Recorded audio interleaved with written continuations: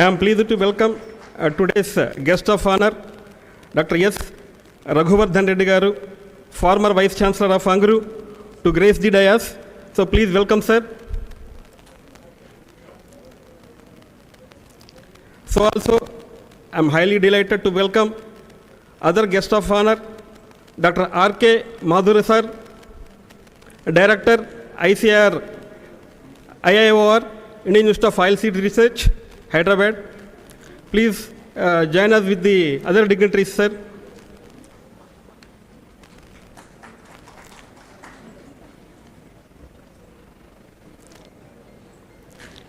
I also extend a warm welcome to the other guest of honor, Dr. O. Sudhakar Garu, Officer on Special Duty, AP Fisheries University, West Godavari. Please welcome, sir.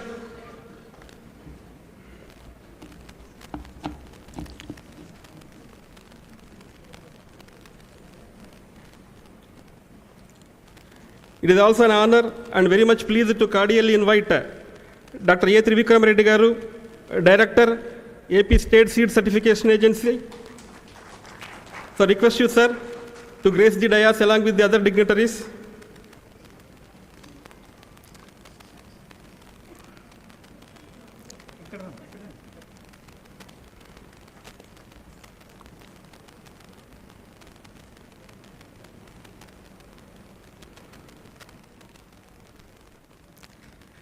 I am happy to welcome respected Registrar Garu, Dr. G. Guntur Garu, onto the dais.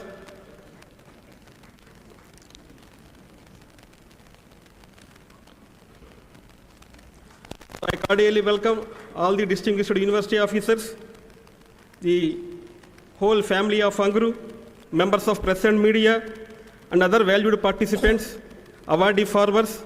So everyone. So now the university song. I request everyone to stand for the university song.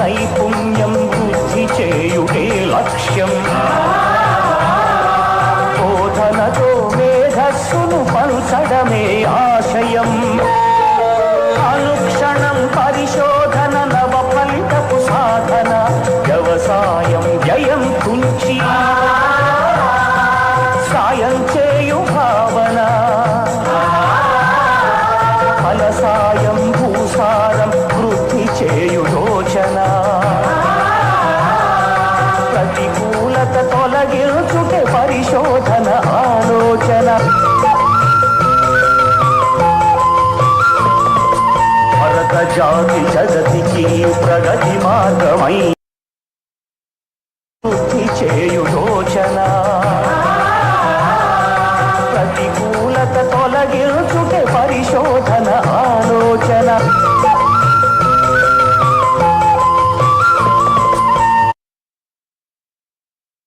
నిలయం ఆంధ్రనాట వెలసినట్టి అధునాతనాలయం అదే అదే మన వ్యవసాయ విశ్వవిద్యాలయం. Thank you, everyone. Now I request the assembly of distinguished guests to join for lighting the lamp. So please, sir. request for joining the lighting the lamp.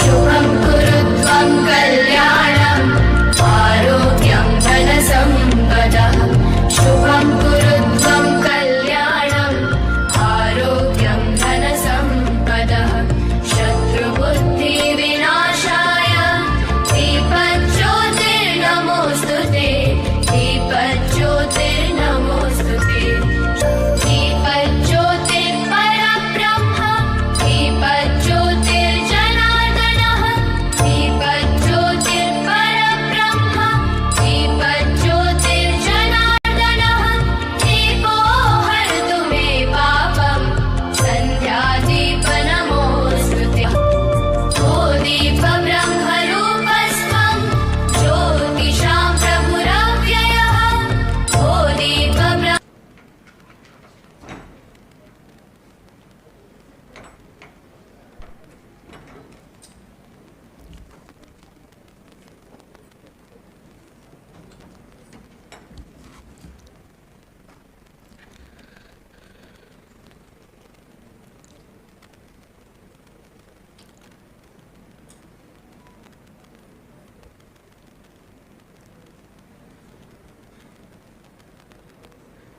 Now I request respected Registrar Garu to deliver the welcome address.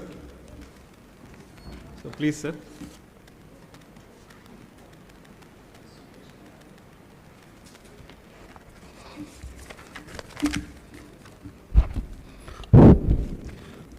Good morning to all the dignitaries and guests and former vice chancellors and university staff and retired teachers and non-teaching staff of the ANGRAU and farmers, students from Agriculture College Bapatla and students from the Community Science Guntur. So, press and media, ladies and gentlemen, I feel privileged to extend my warm welcome to all presented here on the occasion of 59th Foundation Day of Acharya N.G. Ranga Agriculture University. It is a great moment to remember as the former Prime Minister of India, Srimati Indira Gandhi, laid the foundation day of this university, and the saga continues. Today the university is completing 59 successful years in the service of the mankind, entering into the 60th year. Acharya N.G. Ranga Agriculture University, a premier agriculture university of national importance, with its 13 constituent colleges, 6 affiliated higher education institutions. The university imparts the best education in the field of agriculture, agricultural engineering, and food science, community science, through focus on participatory approach, experimental learning with undergraduate, postgraduate, and doctoral programs. University is the first in India to introduce the introduction courses for higher school students on science of agriculture through agricultural polytechnics located in the research stations spread across the state for skill development in the youth on agriculture and allied sciences through 2-year diploma in agriculture, organic farming, seed technology, 3 years diploma in agriculture engineering. Research is by far the largest component of the functions of the university, both in terms of manpower engaged and funds allocated. The university continues the research efforts in agriculture, agriculture engineering, technology, community science, and allied fields with the commitment for the improving the production. I welcome Venugopal Reddy Garu, District Collector and Magistrate, Guntur. Sir, I cordially invite you for this function, sir. Thank you, sir.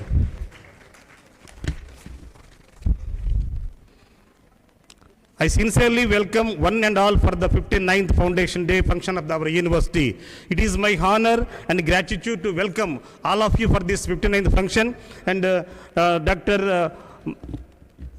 Trilochan Mahapatra, Chairperson, Protection of Plant Varieties and Farmers' Rights Authority, Farmer Secretary there, and Director General ICR, the special guest, and Foundation Day lecturer. And also Dr. Mathur Garu, from Project Director, Indian Institute of Oilseeds Research, Rajendra Nagar, Hyderabad, and Dr. Sudhakar Garu, OSD, Andhra Pradesh Fisheries University, Dr. S. Raghuvardhan Reddy Garu, former Vice Chancellor of Acharya N.G. Ranga Agriculture, sir. We cordially welcome you, sir. And also our Honorable Vice Chancellor, sir, Dr. A. Vishnuvardhan Reddy Garu, and the Venugopal Reddy Garu, District Collector. I welcome you all for the today's function, sir. Thank you, sir.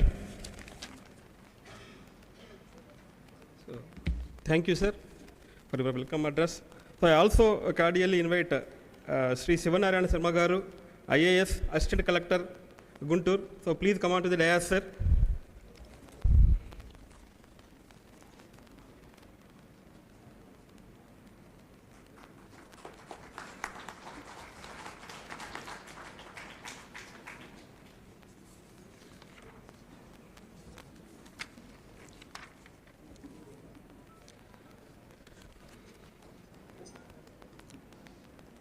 So now I request Honorable Vice Chancellor Garu to give the presidential remarks.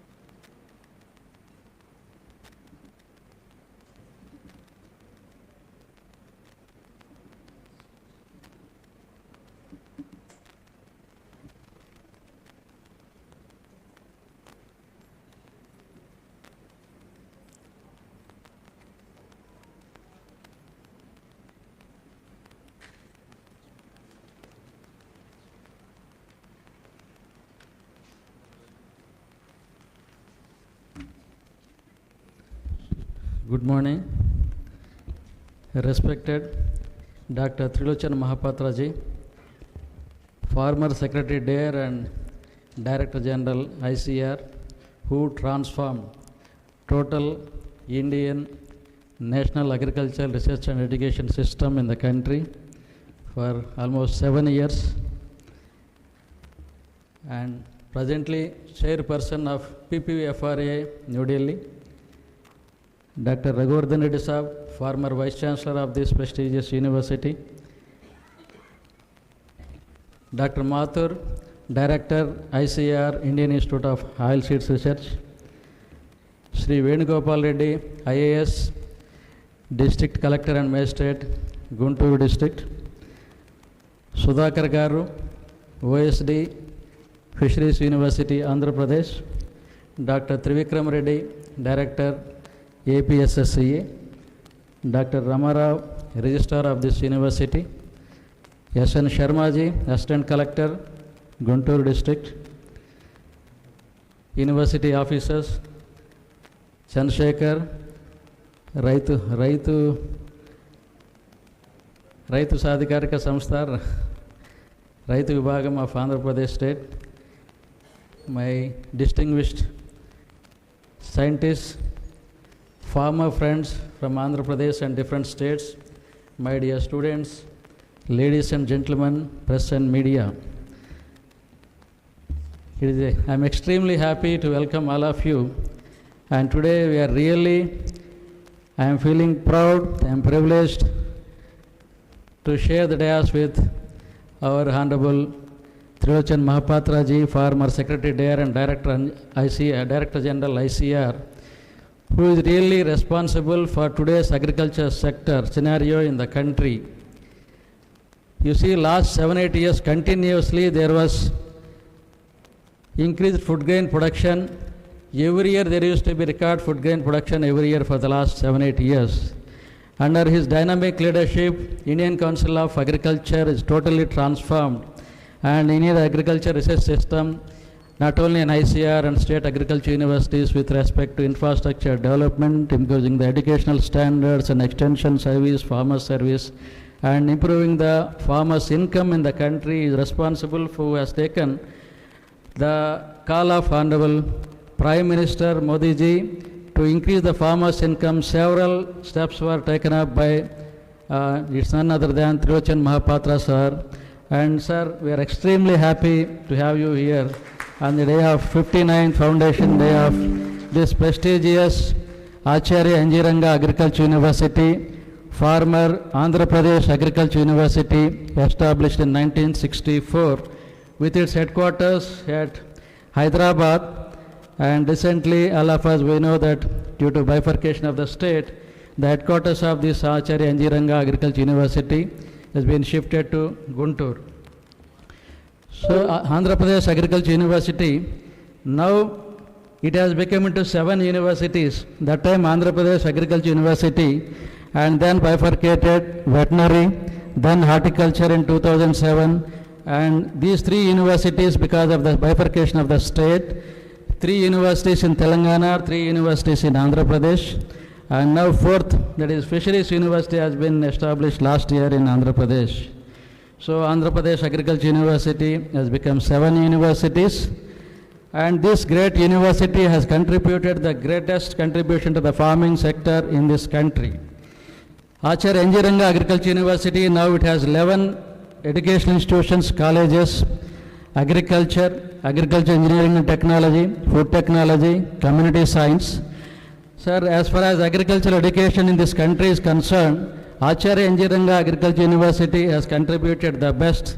The students of this university, today if you see, they are there everywhere in the research sector, industries, politics, civil servants, every sector, the students of Acharya Anjiranga Agriculture University, they are performing exceedingly well. Today if you see the CIMIT or ICRISAT or several national international organizations, the students of this prestigious university, they are leading the crop research programs, and different research schemes are being headed by the students of this prestigious university.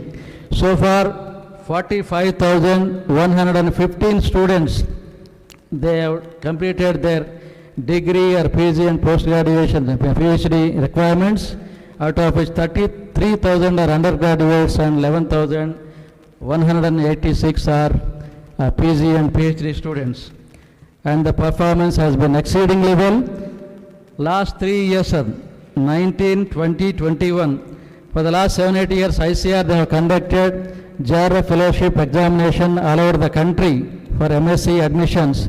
And 1920, Acharya Anjiranga Agriculture University stood in the 2nd place of the total 74 agriculture universities in the country.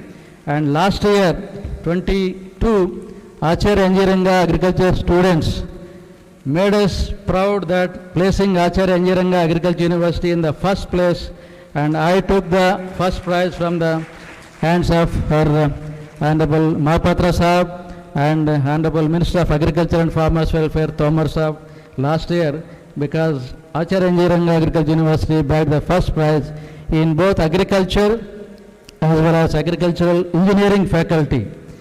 And that's why actually last year 234 students who completed their undergraduation in Acharya Anjiranga Agriculture University, now they got their MSc admissions in different 44 universities in this country. And previously it used to be 5% or 10% or less than 20% the girl students.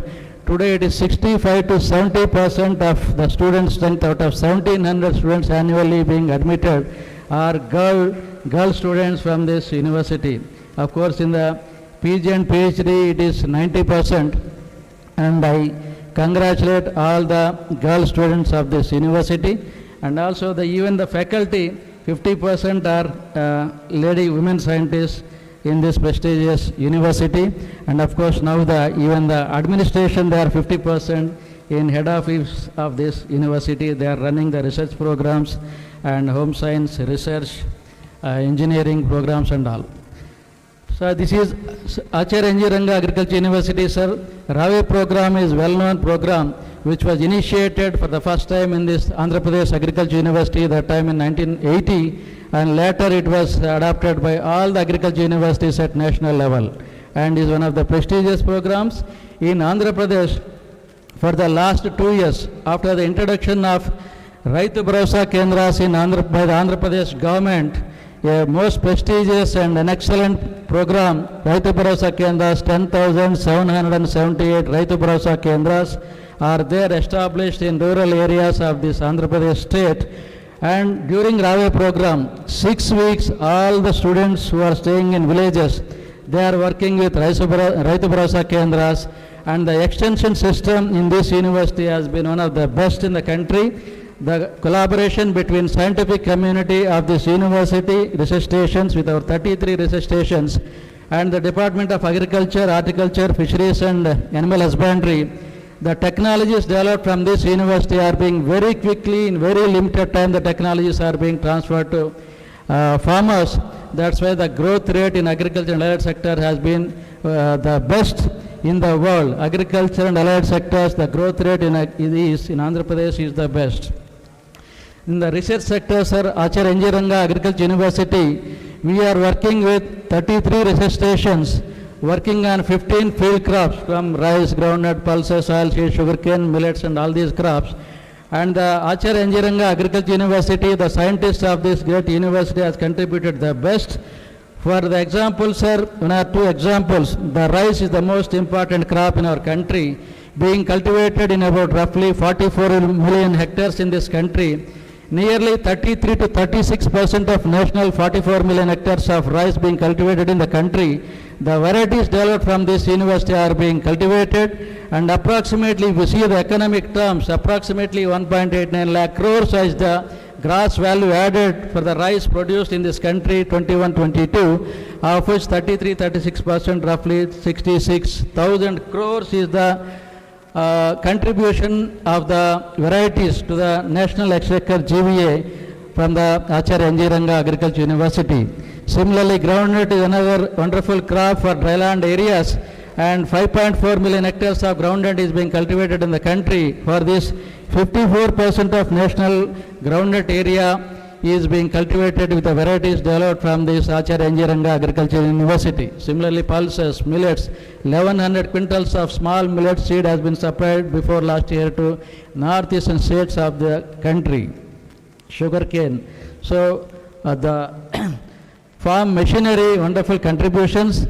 Sir, at last for the last 20 years, the greatest difficulty in farmers' fields have been identified by the scientists of this university, that the labor shortage, increase in cost of cultivation.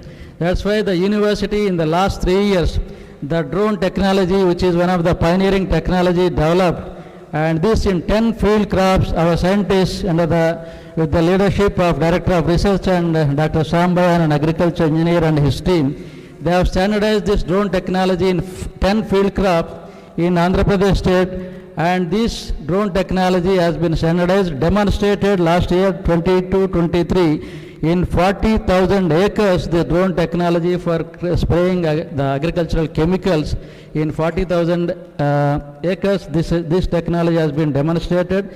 Seeing the successful technology developed, standardized in this university, the government of Andhra Pradesh has decided to take this technology to the farmers, and 200 crores has been sanctioned, and are buying 2,000 drones from this Kharif. It will be supplied to the farmers of Andhra Pradesh through Raitu Bharasa Kendras, and slowly maybe another 1 or 2 years entire 10,778 RBKs. These drones will be supplied so that they will be available to the farmers of Andhra Pradesh. And also, sir, now we have increased the linkages between the agricultural research, our university, with the engineering institutions, thinking that the farm mechanization is very, very important. For example, the sugarcane harvester, chilies harvester, cotton picker, machines like this. And now our scientists have almost developed the robo weeder, one of the successful cases, the agriculture engineering scientists at the Agriculture College, Engineering College, Bapatla. A robo weeder has been developed, prototype has been developed. I think they are demonstrating today and tomorrow.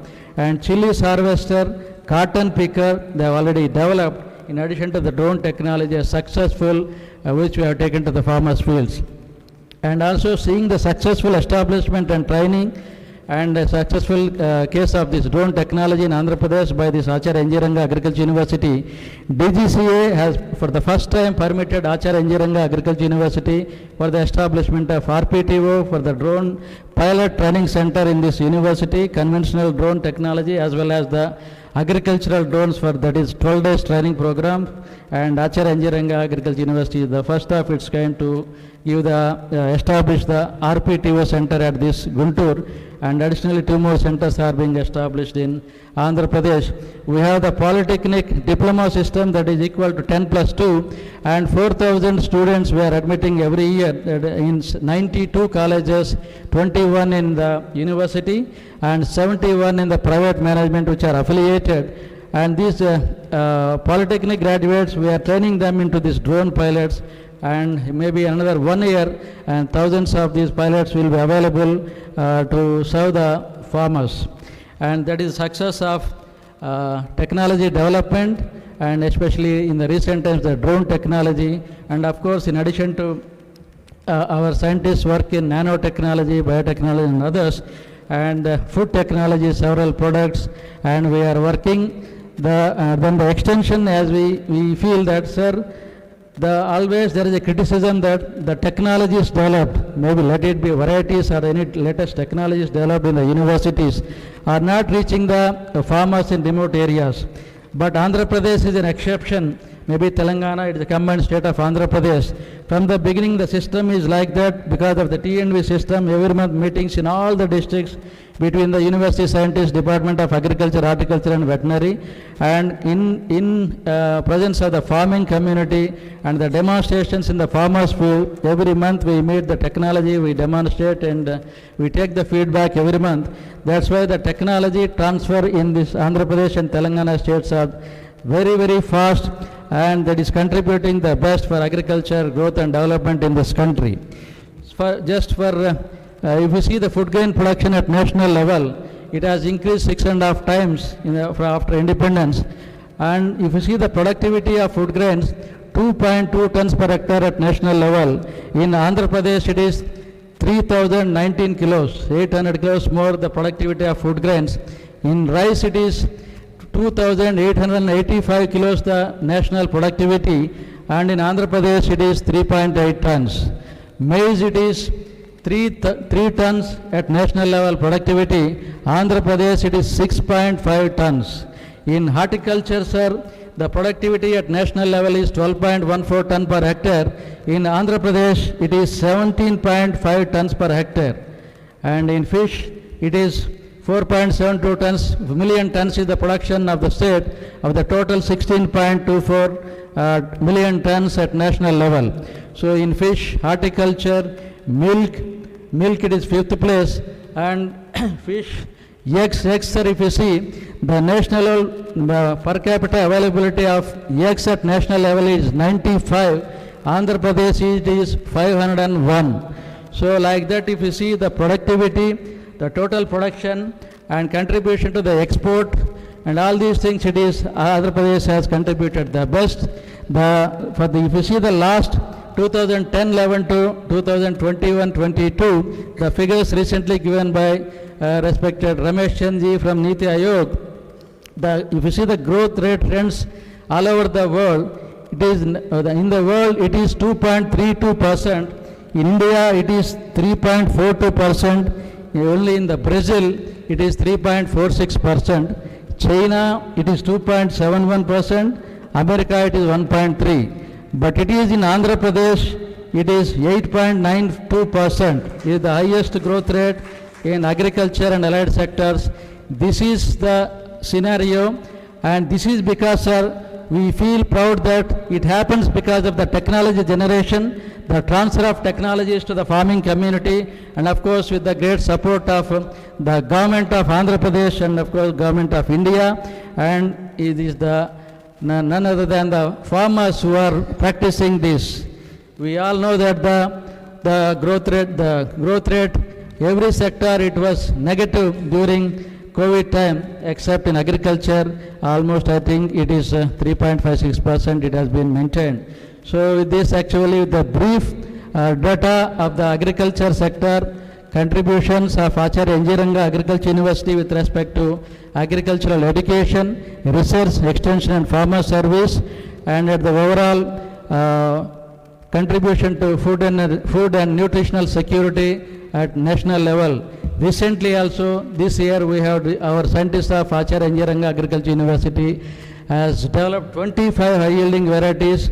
Here, because of the system, because of the mini-kit systems, by the time the variety is notified by the government of India, the variety is already in the farmer's field by, for example, MTU 1318. It is there for almost 2 lakh acres. It has spread this, that is the system being adopted in this state.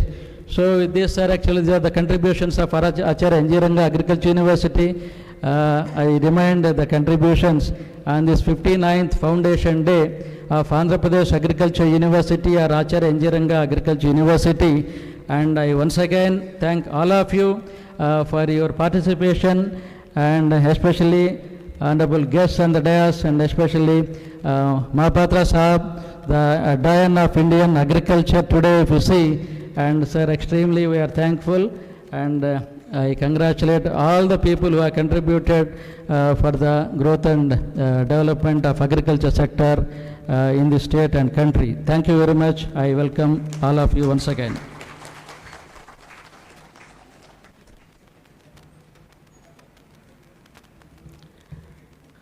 Thank you, sir, for the presidential remarks and highlighting the remarkable achievements of ANGRAU in academics, research, particularly drone technology, agricultural mechanization, transfer of technologies, and farmer service, which have contributed significantly for increase of growth rate in agriculture in AP. So now I request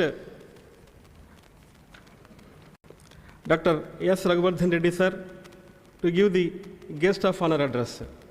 Please, sir.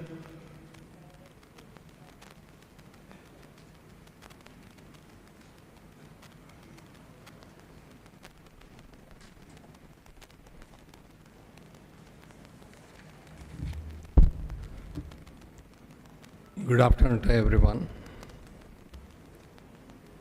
Respected dignitaries on the dais, of the dais, faculty members, students, members of print and electronic media, and ladies and gentlemen. At the outset, I wish to express my sincere thanks and gratitude to the organizing committee headed by Honorable Vice Chancellor Vishnuvardhan Reddy Garu for having invited me to participate and grace in the celebration of this 59th Foundation Day of this great university. Actually, I am very much proud to say that I am a product of this university. As a student, having graduated, got my undergraduate and postgraduate degree from College of Agriculture, Rajendra Nagar, then combined AP State, and then had my PhD, of course, from IIRA Delhi. Then, having worked, I had the privilege of working as a faculty member for almost 35 years under different positions, assistant professor, associate professor. And then finally, during the last year, I worked as a registrar, as a dean, and then finally, coveted position of the vice chancellor. So I am very much indebted to this university for the way I have built up my career, right from student and then finally occupying this position of the Vice Chancellor. So because of this fact, I made it a point to come and grace this occasion to be the part of this 59th Foundation Day celebrations. I would like to thank Honorable Vice Chancellor Vishnuvardhan Reddy Garu for clearly outlining the excellent achievements this university has made during the last six decades in the field of research, in the field of education, in the field of extension activity, which finally helped the state government to achieve a growth rate, agriculture growth rate of crossing 8%. Actually, and also on this occasion, I would like to thank the present faculty and the former faculty members who have retired for their excellent contribution, because without their contribution, this university would not have grown up and achieved so many prestigious awards during the last 5 to 6 decades. And as Vishnuvardhan Reddy has pointed out, this university has been occupying the top 5 positions, mostly first, second, third, and fourth, fifth, most of the years, mainly because of the excellent performance in the research field, and then education, and finally the extension activities. Then, as far as my personal contribution to this university, because having got indebted to this university for my career building, I thought of doing something to this university. And then during my tenure as Registrar, Dean in Charge and Vice Chancellor, I strived my level best to get additional funding from the then AP government. And then the Chief Minister, Rajshekar Reddy Garu, was kind enough to grant every year additionally 50 crores apart from the regular budget of 350 crores budget. I have been getting every year 550 crores as additional grant for the development of infrastructure facilities, HR development activities, and extension activities.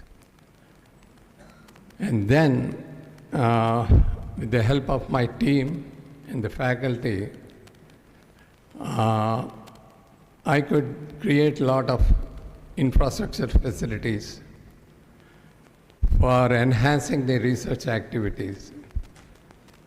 To cite a few examples, I have developed the Biotechnology Institute at Hyderabad, Frontier Technology Institute at Tirupati, and then Water Technology Center at Hyderabad, to name a few. But I was mostly concentrating for the development of various infrastructure development so that the faculty can work and then produce the results. Then secondly, what I did was trying to improve the faculty positions, because when I took charge, there were almost 500 to 600 positions were vacant, sir. Then when I went along with my Agriculture Minister Raghuvira Reddy and requested the Honorable Chief Minister Rajshekar Reddy Garu, at one stroke he has given me permission to recruit 700 positions, assistant, associate professors. So that helped him in creating a lot of HR positions, or faculty positions, so that it will help in concentrating and developing various research activities, and then students, education program, and then extension activity. And then I don't want to again dwell on the achievement of this university, because Vishnuvardhan Reddy has clearly outlined the great achievement this university has made. And here I would like to add 1 or 2 points, is that this university has the honor only agriculture university in the entire country apart from IARI, to host the Indian Science Congress. Sir. This was the only universities which had the privilege of hosting this great Indian Science Congress, and no other university, agriculture university, has that privilege. And then, I'm not boasting myself, but even the visit of President Bush, President of America, has helped in creating a better image of this university as well as the combined state of Andhra Pradesh. After his visit, I, with my faculty, deans and directors, I went to US and signed almost MOU with 8 to 10 universities like Kansas, Cornell, Wageningen University, name a few. So almost 8 to 10 universities we have entered into some sort of an understanding which help in improving the faculty training programs as well as the collaborative research programs. And then it also helped in starting the dual degree programs between ANGRAU and the foreign universities, particularly the Kansas, Cornell University, and Florida University. So, these were my few, I'm trying to bring out how the university can still flourish if you have a broad thinking and try to have a better understanding with other universities in other countries, particularly to enhance the research in the fields of biotechnology, water resource management, and things like that. I'm trying to cite a few examples. So, I don't want to take much time, but now having almost like human beings, how they celebrate Shashti Purti, now we are almost celebrating 60 years Shashti Purti of this university.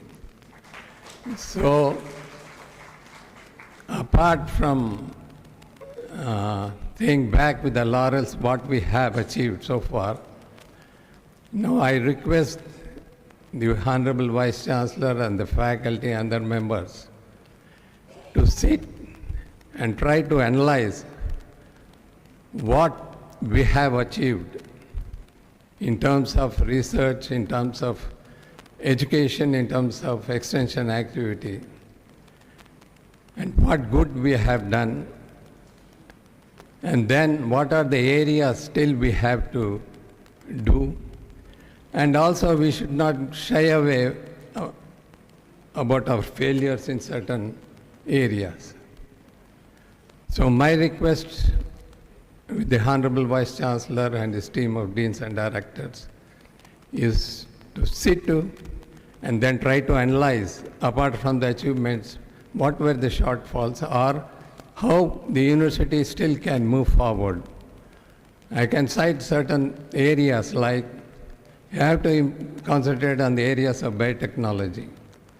And then water resource management is another important thing because when the combined states, I have established a water technology center with the help of Florida University scientists. So similarly, this university take initiative and to try to collaborate with foreign universities who are well versed in this water technology aspects or biotechnology aspects. So like this, there are a number of fields where the university can think and try to focus and reorient their research program, not only for the benefit of the farmers, but the society at large. Just I am citing a few examples, but there are a number of issues on which they can think, ponder, and then try to reorient all the research or education programs or even the extension activities. So, once again, I don't want to take much. Once again, I would like to thank Honorable Vice Chancellor and his team, all deans and directors and faculty members, for organizing this good Foundation Day celebration. Thank you very much.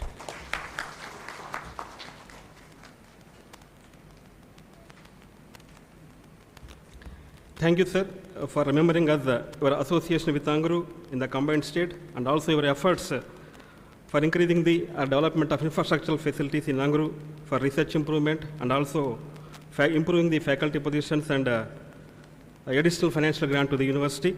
So we have noted down, sir, your suggestions, and like that we will move forward for reorienting the research in biotechnology and other fields. Thank you, sir. So now I request Dr. R.K. Madhur, sir, Director, Indian Institute of Oilseed Research, Hyderabad, to give the guest of honor address. So please, sir.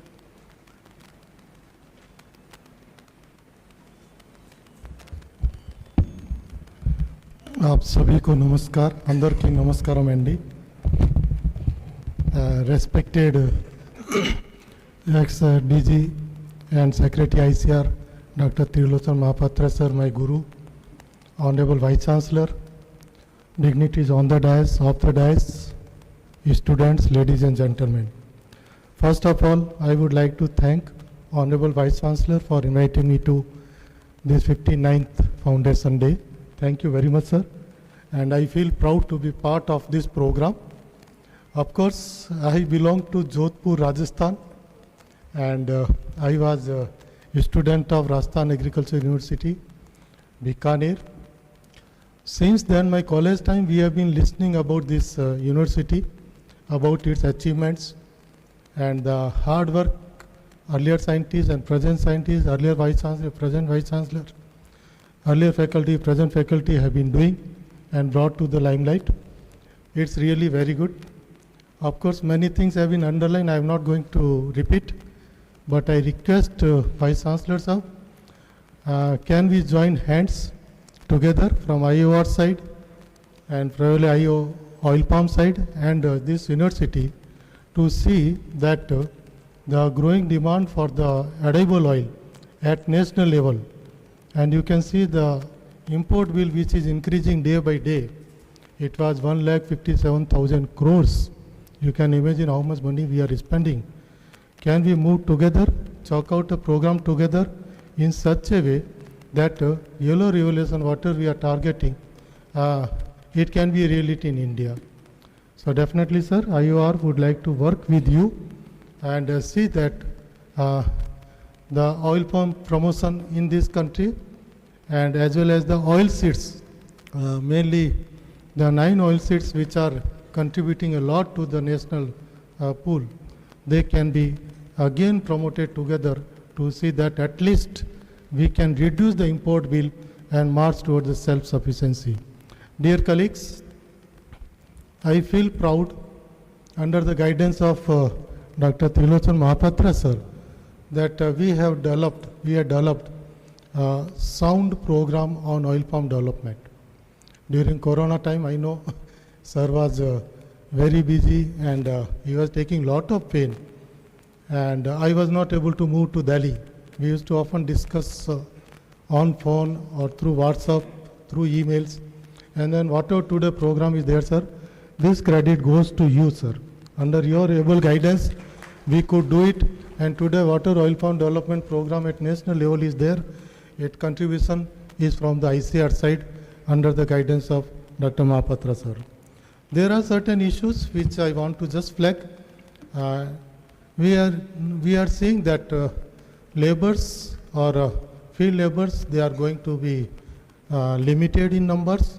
Quality laborers requirement is need of the hour, and their need of the mechanization is very, very important. I am really looking for the collaboration with this university as far as farm mechanization is concerned. That is one aspect. Second aspect, I am seeing that a lot of products have been developed. So the value addition and product development is very, very important. And for your kind information, sir, there is one program already launched by DSC and ICR, that is Sunflower Revival Program. and their IOR is leading that program. And quality seed is the main concern which we have taken up, and we have signed MOUs with the National Seed Corporation, NSCs, Karnataka Oil Federation, and so on. And we together are moving forward to see that at least quality seed is made available, then only we can cover more area under sunflower. So that program we have taken up. And now second program we are going to take up is on promotion of the system on this line only. So there are certain things which are issues are very important, but then quality seed is very, very important, which this institute is doing. Third thing is, sir, as far as varieties are concerned, I am seeing that lot of varieties have been brought out by this August Institute, this university. Congratulations and thanks to the hard work of the breeders who have been contributing to National Gene Pool on varietal development and then promotion. Sir, here varietal replacement ratio and seed replacement ratio is really very high, which is need of the hour, and that is being taken care here.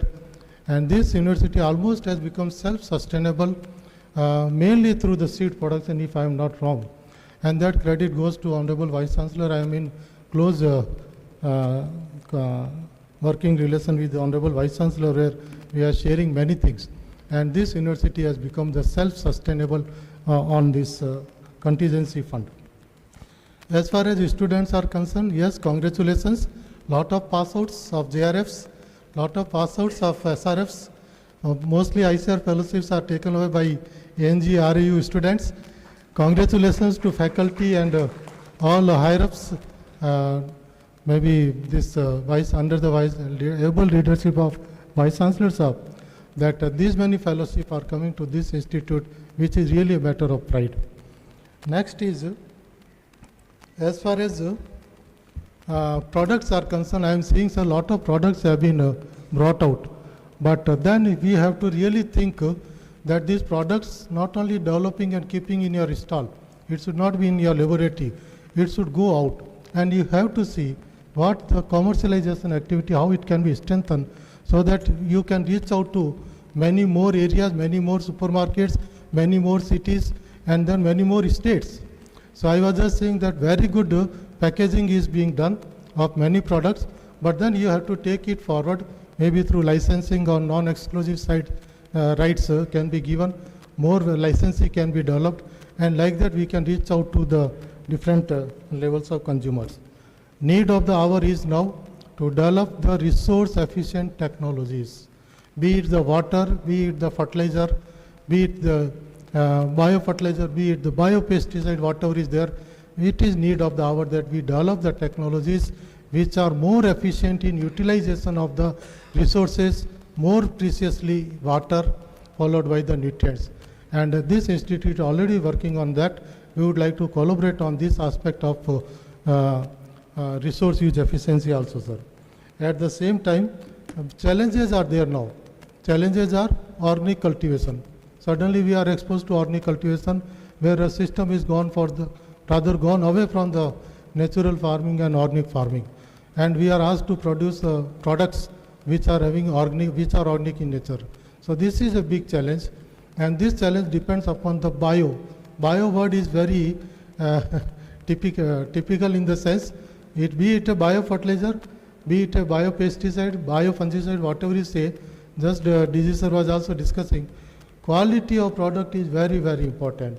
And while you are giving the license, while you are commercializing these products, this product technology will be maybe very useful, maybe very promising, but the time you go for the commercialization, if quality control checks are not there, then sometimes our technologies are considered not up to the mark. So it may not be the fault of the technology, but it may be the fault at the quality level. I will tell you my experience while I was working on oil palm at Pedavegi. We were looking for the AM fungus, and then our biotechnologist, our entomologist Dr. Kalidas, he was searching for some good quality this AM fungus. 22 products, 22 companies he has surveyed, he couldn't find quality products in market. So it is not the technology which is wrong, it is the quality aspect which are of great concern, and there sometimes we get defeated, and that needs to be taken care. It is not only the commercialization which quality checks are also important. And as far as this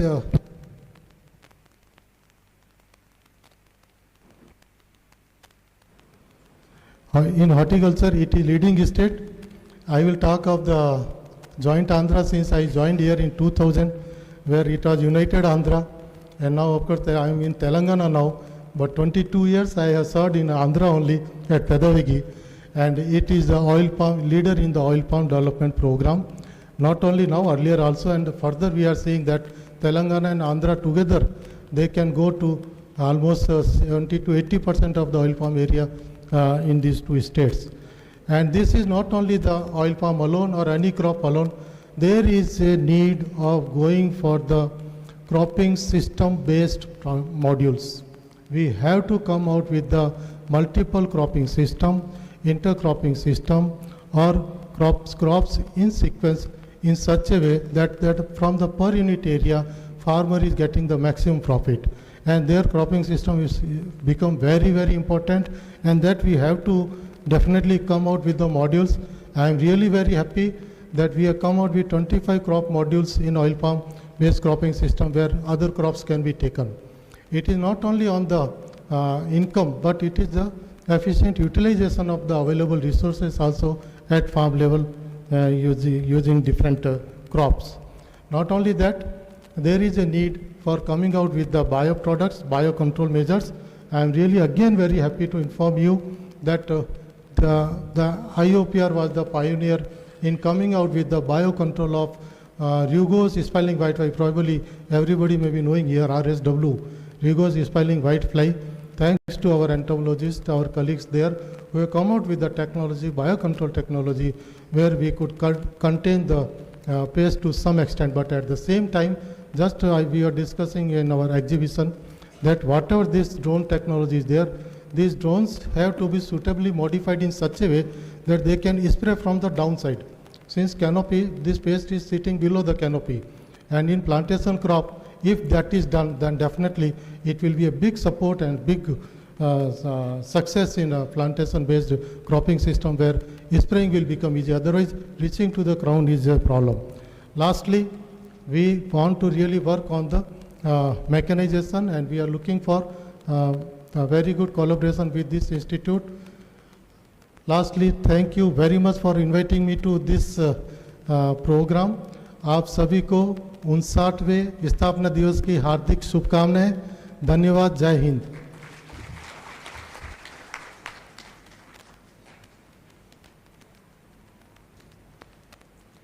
Thank you, sir, for your address. ANGRAU is always in forefront towards oilseeds research improvement program and further join hands with ICR IOR to move forward. So now we request our guest of honor, Dr. M. Venugopal Reddy Garu, Collector and District Magistrate Guntur, to give the guest of honor address, sir.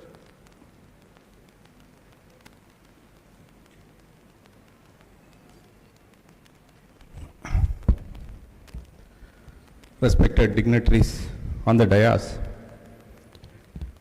Dr. Trilochan Mahapatra, former Secretary Dear and Director General ICR, Dr. A. Vishnuvardhan Reddy Garu, Vice Chancellor Acharya N.G. Ranga University, Dr. S. Raghuvardhan Reddy Garu, former Vice Chancellor, Dr. R.K. Mathur Garu, Director IIOR,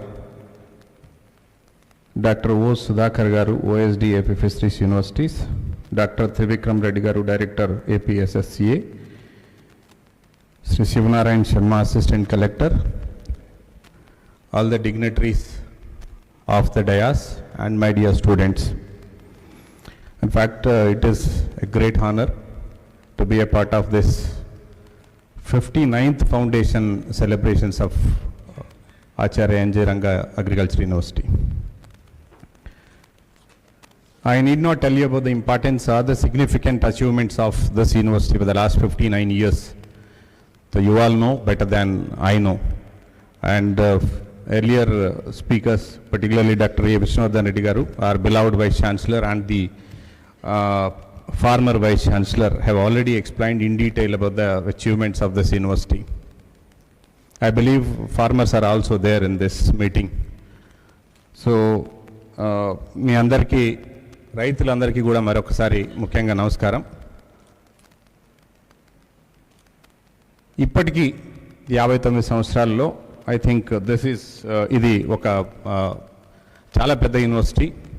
ఇప్పుడు చెప్పినట్టుగా రైతులకు కూడా అర్థమయ్యే ఉంటుంది. ఇప్పుడు చెప్పినట్టుగా చాలా achievements ఈ 59 సంవత్సరాలలో ఆచార్య ఎన్జీ రంగా అగ్రికల్చర్ యూనివర్సిటీ సాధించినప్పటికీ కూడా మనకి అంటే 59 ఇయర్స్లో ఎన్ని అచీవ్మెంట్స్, ఎన్ని అవార్డ్స్ వచ్చాయంటే ఒకసారి వాటిని మనం ఈ సందర్భంగా గుర్తు చేసుకొని ఇంకా మనం ఏం చేయాలి అన్న దాని మీద నిమగ్నం అవ్వాల్సిన టైం కాబట్టి చాలా అచీవ్మెంట్స్ నేను ఒకసారి ఇప్పుడు చూస్తే చాలా సంతోషం అనిపించింది.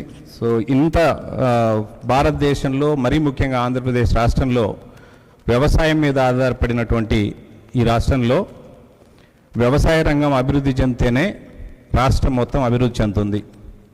అందుకనే ఆంధ్రప్రదేశ్ రాష్ట్ర గౌరవ ముఖ్యమంత్రి గారు కూడాను ఎప్పుడు రైతు బాగుంటేనే రాష్ట్రం బాగుంటుంది అనే ఒక స్లోగన్ తోటి ఈ వ్యవసాయ రంగంలో కూడా విప్లవాత్మకమైనటువంటి మార్పులకి శ్రీకారం చుట్టారు.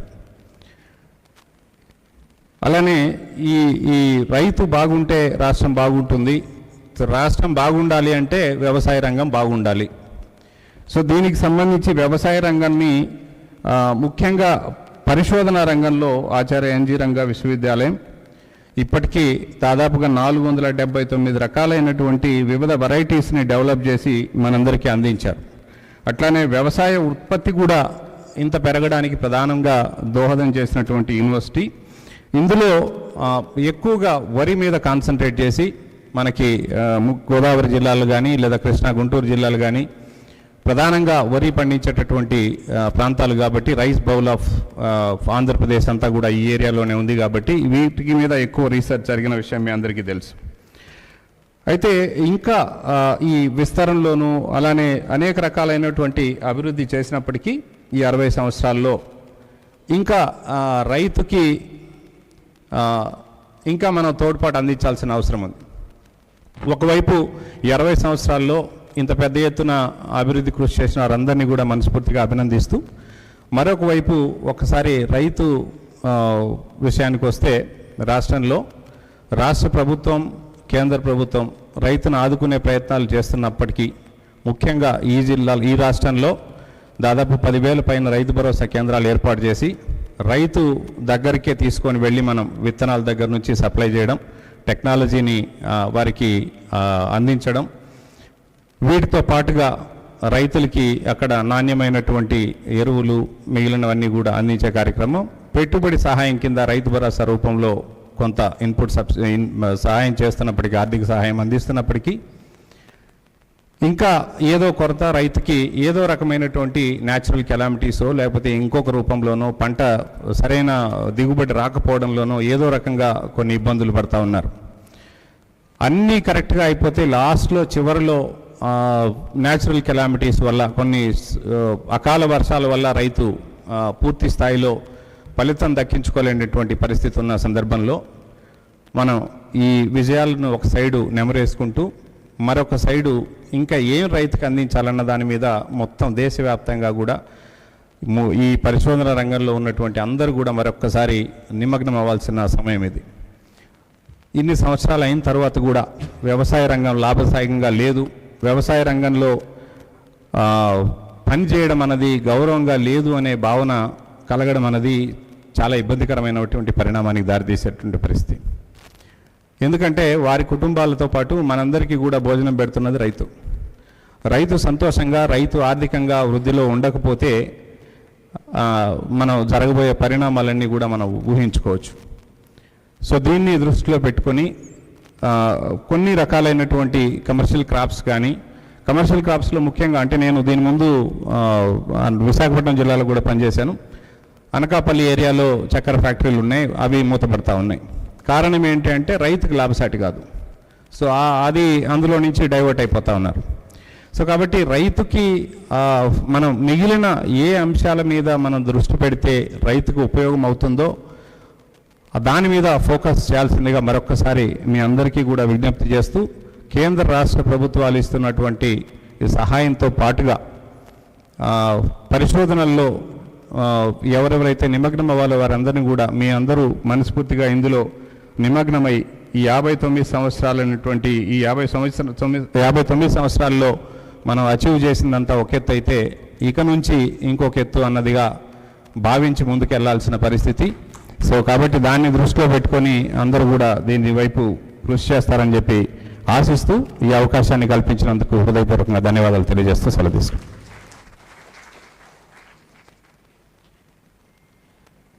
Thank you, sir, for your motivational address to all the stakeholders of the university. As per your remarks, ANGRAU will continue its efforts to develop and transfer the technologies, and all the faculty will join hands with our Honorable Vice Chancellor, sir, for overall development of the agriculture sector in AP. Now, I may request Dr. O. Sudhakar, sir, Officer on Special Duty, AP Fisheries University, West Godavari, to deliver the guest of honor address, sir. Please, sir. Thank you very much. Good afternoon, everyone. Respected dignitaries on the dais, university officers, faculty members, students, and my dear farmer friends of the dais. It's a great honor to be in this occasion of 59th Foundation Day celebrations of the great university, ANGRAU.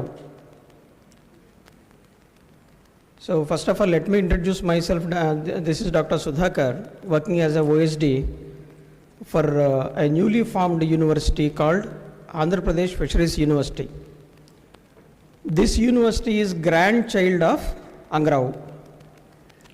So as our Honorable Vice Chancellor sir already told, 7 universities from ANGRAU, 7 universities have formed. So this is the 7th university.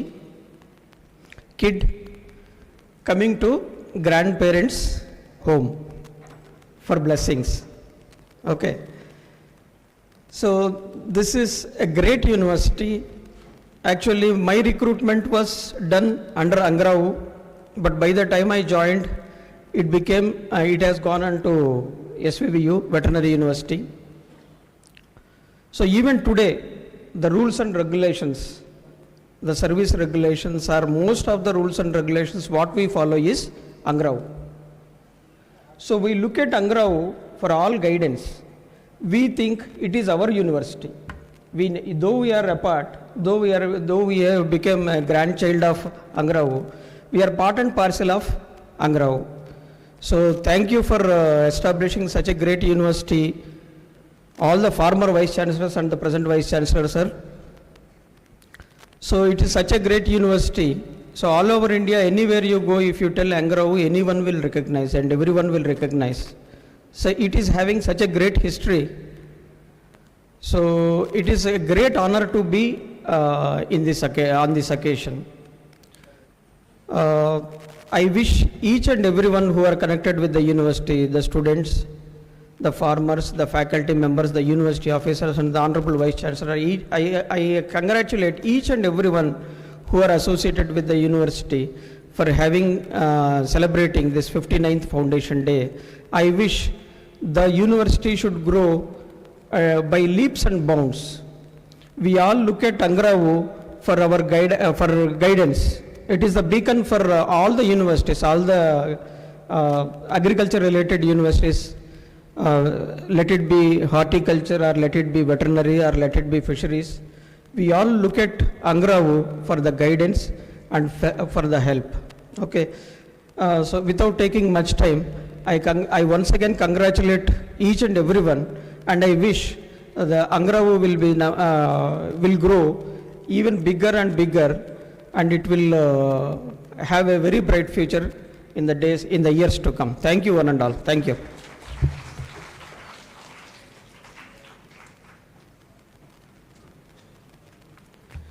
Thank you, sir, for your address and wishes to all the faculty on the occasion of 59th Foundation Day of ANGRAU. Now I request Dr. A. Trivikram Reddy Garu, Director, AP State Seed Certification Authority, to deliver the guest of honor address. Please, sir.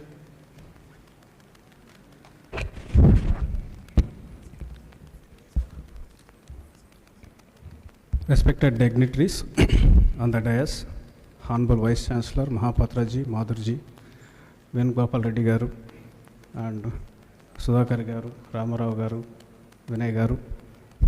So very good afternoon to all of you. So this 59th Foundation Day is being celebrated here. I am very grateful to the Honorable Vice Chancellor and the University for being inviting here. I myself proud to be to say that I am product of this great university as both as a student and as a faculty. So I am on deputation to this seed and organic certification.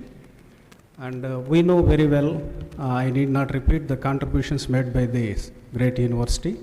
So both teaching and research, extension, especially the varieties, how they are being contributing since last 60 years we are seeing. And we know very well, I am seeing the past 1 or 2 days all the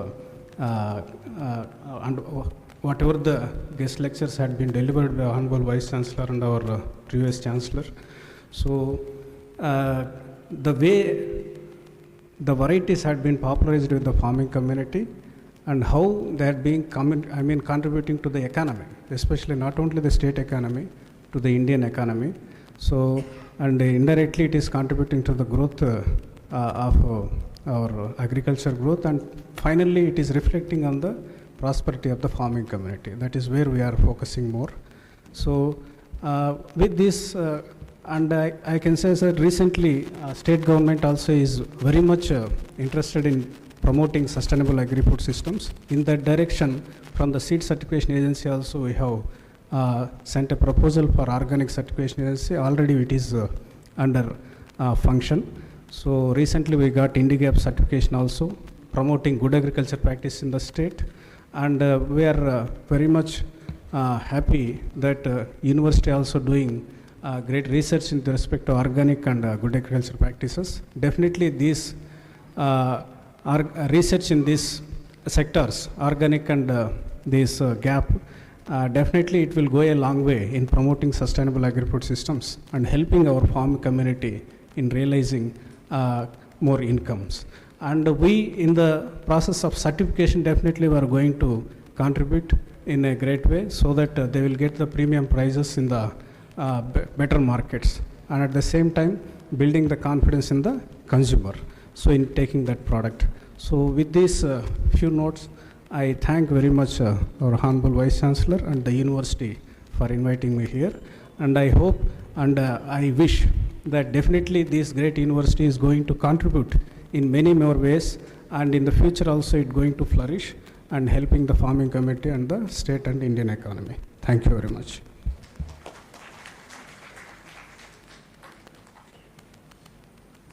Thank you, Dr. Trivikram Reddy garu. Now it is the time to acknowledge the contribution of scientists and farmers for the development of the institution as well to the farming community. So with the permission of the chair, now I may call upon the awardee scientists for receiving the endowment awards instituted by the different donors in the university. So the first one is the first endowment award is Sri A.V. Krishna Memorial Gold Medal for the year 2021. So Dr. Krishna, Principal Scientist, Plant Breeding, Directorate of Research, ANGRAU, Administrative Office, Guntur. He has been selected for this award. Congratulations, Dr. Nayak, and I request Dr. Nayak to come on the stage and receive the award.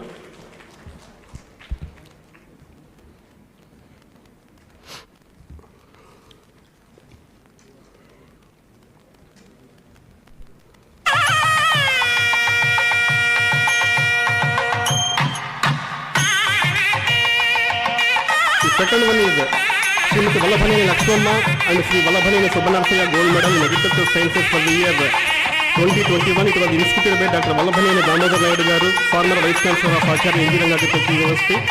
So for the year 2021, Dr. P. Lavanya Kumari, Assistant Professor, Department of Statistics, SC Agriculture College Tirupati, has been selected for this award. So hearty congratulations, madam. I request Dr. Lavanya to come on the stage and receive the award from the dignitaries. For the year 21-22, Dr. D. Sudharani, Senior Scientist Entomology, Sugarcane Research Station, Vuyuru, has been selected for this award.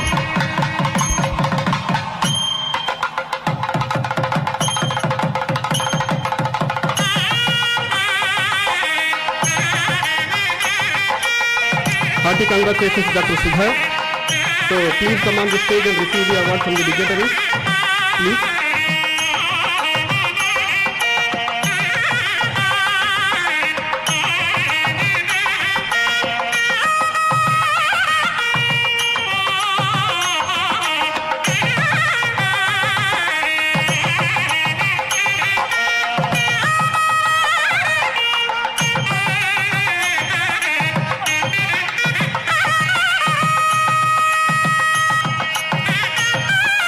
Next endowment award is Sri Veerapaneni Narasimha Memorial Gold Medal, which was instituted by Dr. Mrs.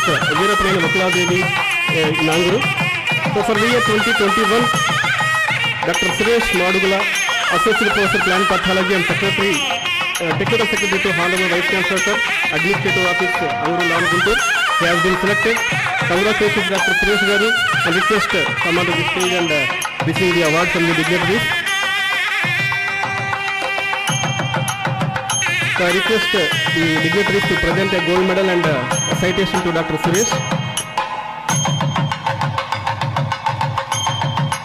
So for the year 21-22, for the same endowment award, Dr. K. Venkatramanamma, Senior Scientist Plant Pathology, working in Equipon Sunflower Scheme, operating at Regional Agriculture Research Station, Ranjan. He has been selected. Congratulations to Dr. Ramanamma, and request the dignitaries to present a gold medal and citation to Dr. Ramanamma.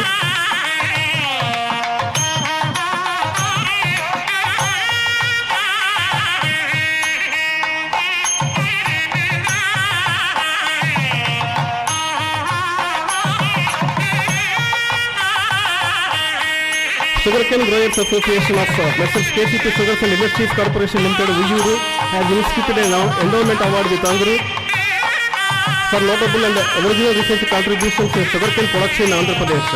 So for the year 2021, University has been presenting Messrs. KCP Sugars and Industries Corporation Limited Gold Medal to Dr. B. Vajanta, Scientist Oil Fields, Agriculture Research Station, Parumalapalli. So request you to take the gold medal and citation from the dignitaries, madam. Congratulations.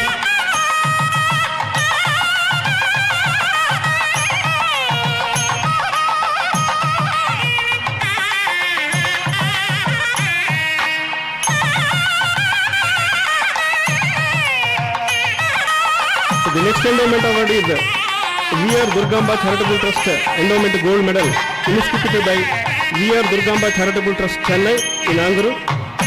So this is for honoring a best scientist for outstanding research in organic farming in sugarcane in Andhra Pradesh.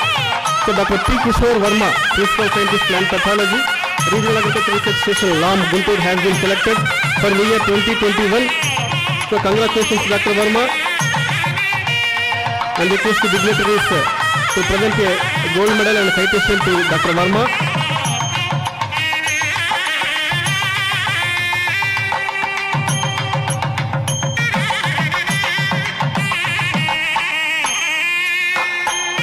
The other endowment award is Sri Mandava Venkatramaya Meritorious Teacher or Scientist Endowment Award. This was instituted by Mandava Foundation, a social service organization of Messrs. Nujivida Seeds Limited, Hyderabad. This is a biannual award. It will be presented alternatively to a teacher or the scientist. So last year it was presented to a researcher, now it is awarded to a meritorious teacher. For the year 2021, Dr. M. Guruvi Reddy, Assistant Professor, Department of Plant Pathology, SC Agricultural College, Tirupati, has been selected for this award. Sri Mandava Venkatramaya Best Teacher Award for the year 2021. So I request Dr. Guruvi Reddy to take gold medal and citation certificate from the Honorable Vice Chancellor and other dignitaries. Congratulations Dr. Guruvi Reddy, and wish you all the best. So తర్వాత సెషన్లో ఉత్తమ రైతు పురస్కారాలు ఇవ్వవలసిందిగా respected డిగ్నిటరీస్ని కోరుకుంటున్నాను. ANGRAU 59వ వ్యవస్థాపక దినోత్సవం సందర్భంగా బహిరంగ పోటీ ప్రతిపాదికన ఇన్నోవేటివ్ రైతుల యొక్క అత్యుత్తమ విజయాలను గుర్తించడానికి 2022 నుండి యూనివర్సిటీ 4 అవార్డులు ఏర్పాటు చేసింది.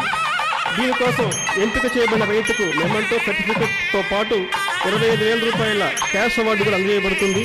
వీటిలో మొదటిది doctor M V Reddy best farmer award 2023 మరియు రెండవది Shri V Ramachandra Rao best farmer award 2023. ఈ ఇద్దరు ప్రఖ్యాత శాస్త్రవేత్తలు బీపీటీ 5204 అదేవిధంగా ఎంపీయు 7029 స్వర్ణ అనే మెగా వరి రకాలను అభివృద్ధి చేసిన వారు. వీరి పేరు మీద యూనివర్సిటీ 2 అవార్డులు కూడా ఇన్స్టిట్యూట్ చేసింది. ఒక్కో అవార్డు కింద 2 రైతులు ఎంపిక జరిగింది ప్రతి సంవత్సరం కూడా. సో ముందుగా M V Reddy best farmer award కింద Shri M Srinatha Reddy garu, D Rachapalli village, Ramapuram mandal, Annamayya district గారికి వ్యవసాయంలో నూతన ఆలోచనలకు ఉత్తమ రైతుగా గుర్తించి డాక్టర్ ఎంవి రెడ్డి ఉత్తమ రైతు పురస్కారం 2023 అందజేస్తున్నారు. వీరిని వేదిక సాధారణంగా ఆహ్వానిస్తూ మెమంటోను, క్యాష్ ప్రైజ్ను, అదేవిధంగా సర్టిఫికెట్ కూడా తీసుకోవాల్సిందిగా కోరుకుంటున్నాము.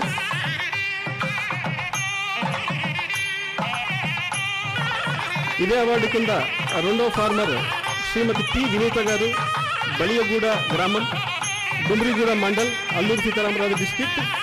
వీరికి ఉత్తమ మహిళా రైతుగా గుర్తించి డాక్టర్ ఎంవి రెడ్డి ఉత్తమ రైతు పురస్కారం 2023 అందజేస్తున్నారు. వీరు కొన్ని అనివార్య కారణాల వల్ల ఇక్కడికి రాలేకపోయినారు, హెల్త్ రీజన్స్ వలన. వారి తరపున ఆ zonal head doctor Suresh Kumar గారిని, associate director of research RRS Chintapalli, వారిని ఈ అవార్డును స్వీకరించి వారికి అందజేయవలసిందిగా కోరుకుంటున్నాను. Please sir, doctor Suresh Kumar garu, associate director of research.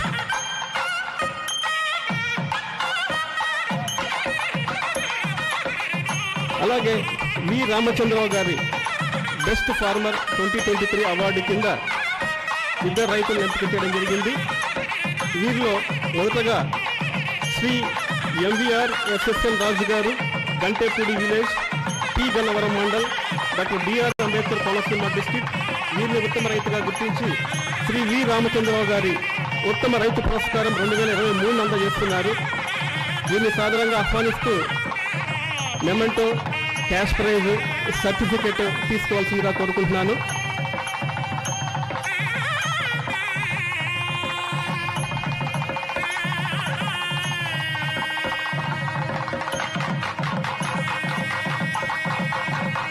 అలాగే ఈ విభాగంలో 2వ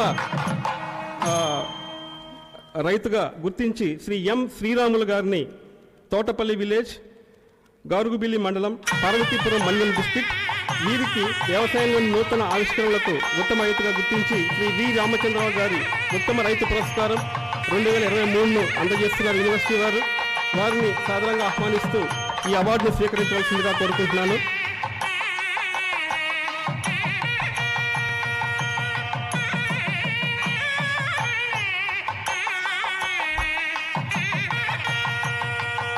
తర్వాత కేటగిరీలో the sugar cane growers association of నర్సర్స్ KCP limited Uyyuru, Andhra Pradesh రాష్ట్రంలో అత్యధిక చెరుకు ఉత్పత్తిని నమోదు చేసిన రైతులకు ఒక్కో సంవత్సరానికి 3 చెరుకు రైతు సోదరులకు బంగారు పథకాలను మరియు ప్రశంసా పత్రాలను అందించడం కోసం లేట్ శ్రీ ఏ గోపాలకృష్ణయ్య మరియు లేట్ శ్రీ ఏవి రాఘవరావు గారి గుర్తుగా యూనివర్సిటీలో ఎండోమెంట్ స్వర్ణ పథకం ఏర్పాటు చేశారు. ఇందులో భాగంగా మొదటగా శ్రీ వేమూరి రత్నగిరిరావు గారు, దేవరకోట గ్రామం, ఘంటసాల మండలం, కృష్ణా జిల్లా, ఆంధ్రప్రదేశ్. వీరికి 2021 సంవత్సరానికి అత్యధిక చెరుకు ఉత్పత్తికి ఉత్తమ రైతుగా గుర్తించి కేసీపీ షుగర్స్ మరియు ఇండస్ట్రీస్ కార్పొరేషన్ లిమిటెడ్ పురస్కారాన్ని ఆచార్య ఇంజనీరింగ్ వ్యవసాయ విశ్వవిద్యాలయ వ్యవస్థాపక దినోత్సవం రోజు ఇస్తున్నారు.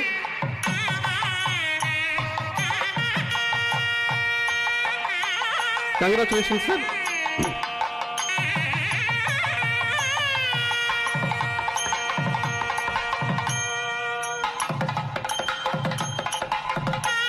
అలాగే 2021 సంవత్సరానికి శ్రీ కింజరపు మోహన్ రావు గారు, వెంకటాపురం గ్రామం, రేగిరి ఆమదాల వలస మండలం, విజయనగరం జిల్లా, ఆంధ్రప్రదేశ్.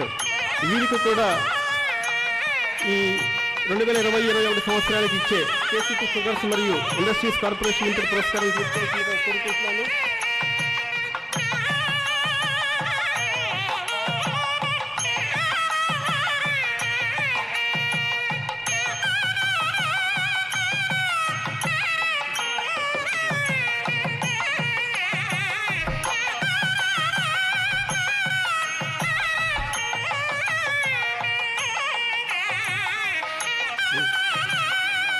లేదు.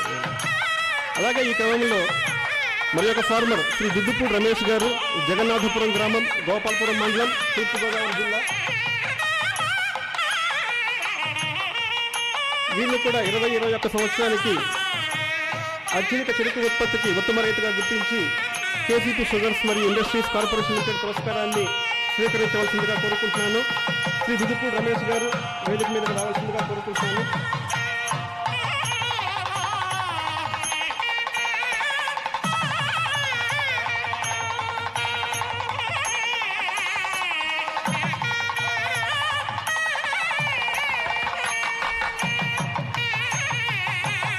ఈ అవార్డు కింద గోల్డ్ మెడల్ మరియు సర్టిఫికెట్ అందజేస్తున్నారు. ఇది స్వీకరించవలసిందిగా కోరుకుంటున్నాను.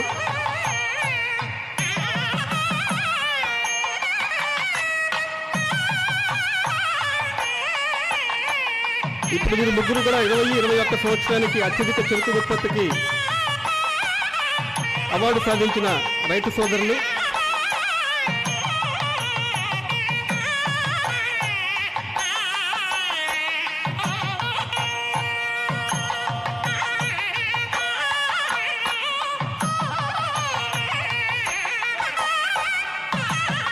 అలాగే 21-22 సంవత్సరానికి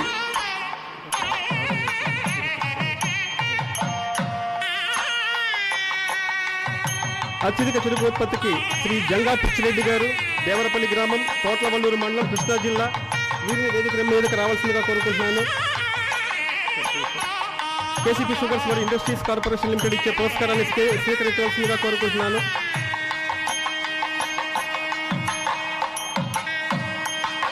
తర్వాతి క్రమంలో 2021-22 సంవత్సరానికి శ్రీమతి గద్దె అపర్ణ, సింగరాజుపాలెం గ్రామం, ఉంగుటూరు మండలం, ఏలూరు జిల్లా. వీరికి కూడా అత్యధిక చెరుకు ఉత్పత్తికి ఉత్తమ మహిళా రైతుగా గుర్తించి కేసీపీ షుగర్స్ మరియు ఇండస్ట్రీస్ కార్పొరేషన్ లిమిటెడ్ అందించే పురస్కారాన్ని తీసుకోవాల్సిందిగా కోరుకుంటున్నాను. Congratulations madam.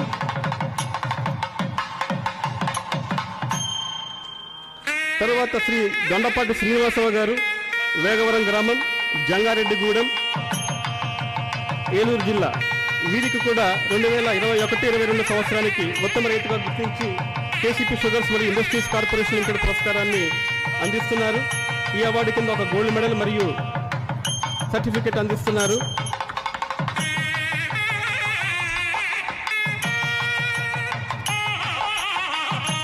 తర్వాతి క్రమంలో చెన్నైలోని విఆర్ దుర్గాంబ చారిటబుల్ ట్రస్ట్ మన యూనివర్సిటీలో 2 ఎండోమెంట్ అవార్డులు ఏర్పాటు చేశారు. మొదటిది ఉత్తమ sugar factory award.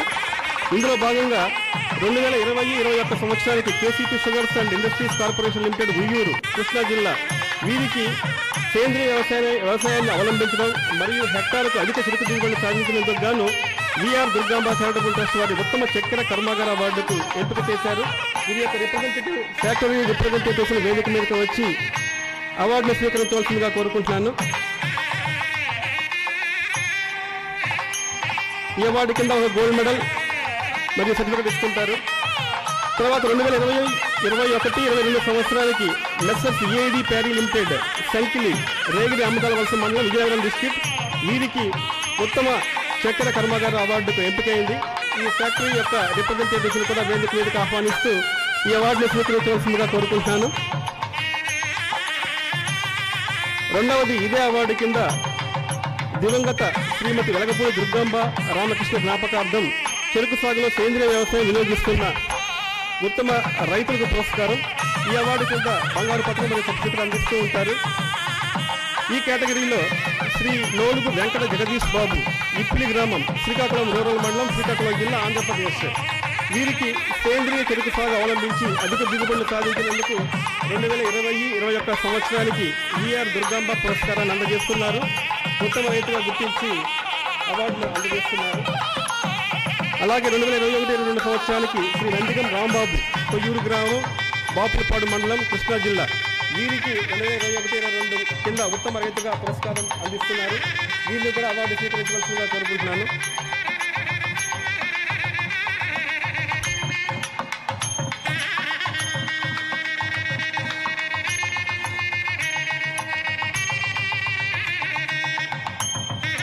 So with this we have completed the award ceremony during this 59th Foundation Day of ANGRAU. now I request the dignitaries to release 4 books published by the ANGRAU faculty. So ముందుగా Acharya engineering వ్యవసాయ విశ్వవిద్యాలయంలోని post graduate section they have compiled a book on postgraduate research highlights 2021. This compilation provides an overview of the findings of the research carried out by the PG students of the university during 2021. So I request all the dignitaries to release this book. So this book was compiled by postgraduate section of the university under the supervision of Dean of Postgraduate Studies, Dr. G. Guntur garu. ఏ కాదు కదా వెళ్ళిపోయింది వేరే ఇది ఇవ్వండి అమ్మ మా ఇది ఇవ్వండి అవన్నీ వేరే వేరే మారిపోయాయి ఇచ్చేసేయండి ఇవి కూడా ఇచ్చేసేయండి అయిపోయినాయి ఇచ్చేసేయండి.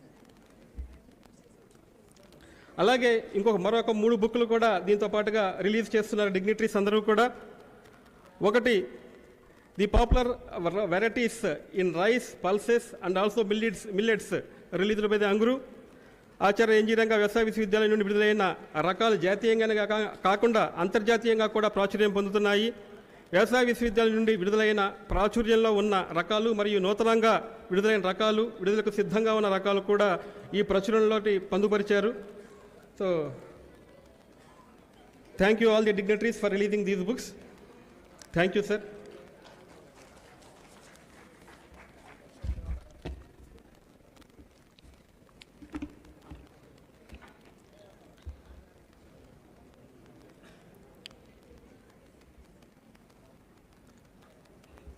So now it is the time to listen the foundation lecture or the keynote address by our chief guest, Dr. Trilochan Mahapatra ji. Before that, I request Dr. Suresh to read the biodata of Dr. Trilochan Mahapatra ji for a few minutes.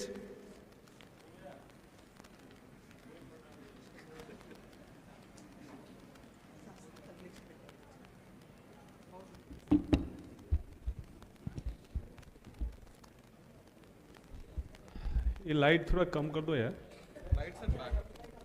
Light off, back. Yes. So that I can see people. Very good afternoon to each one of you. Namaste.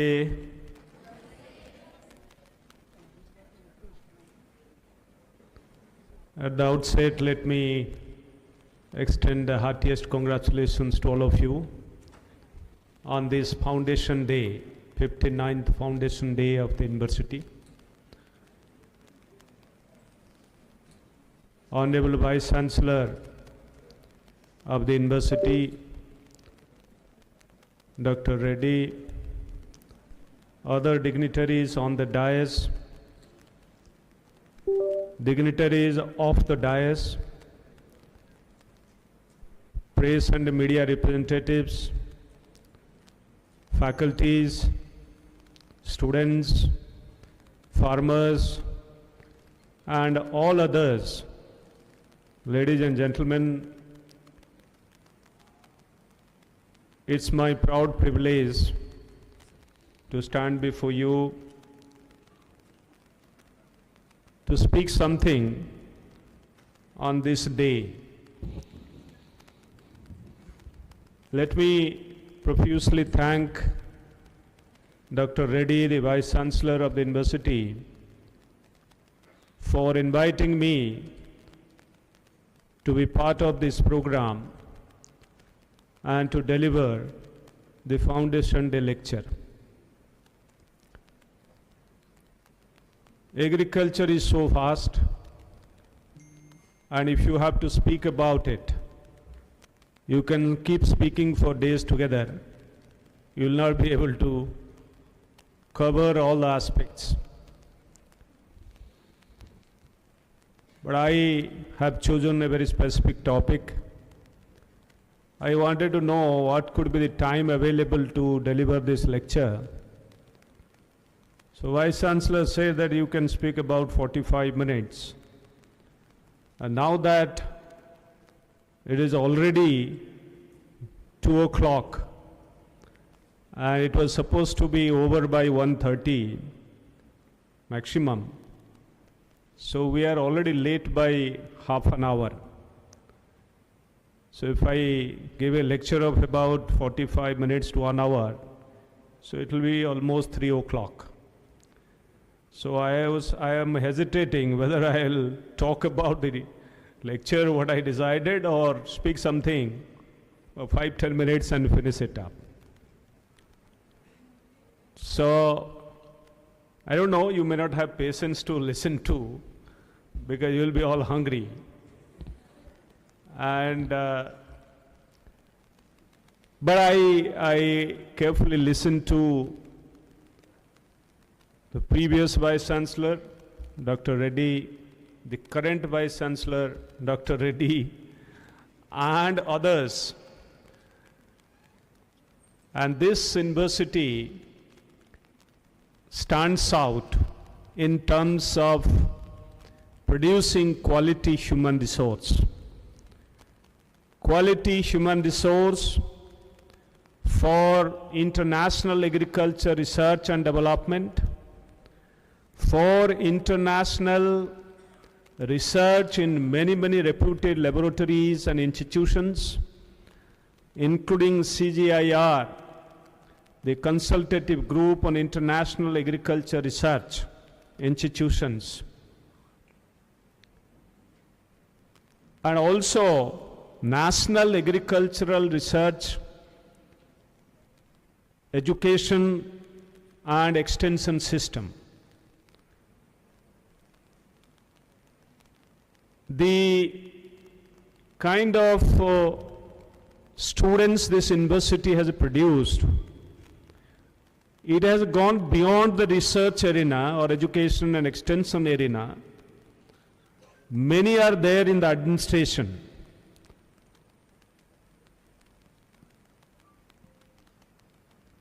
We have another, Mr. Benugopal Reddy,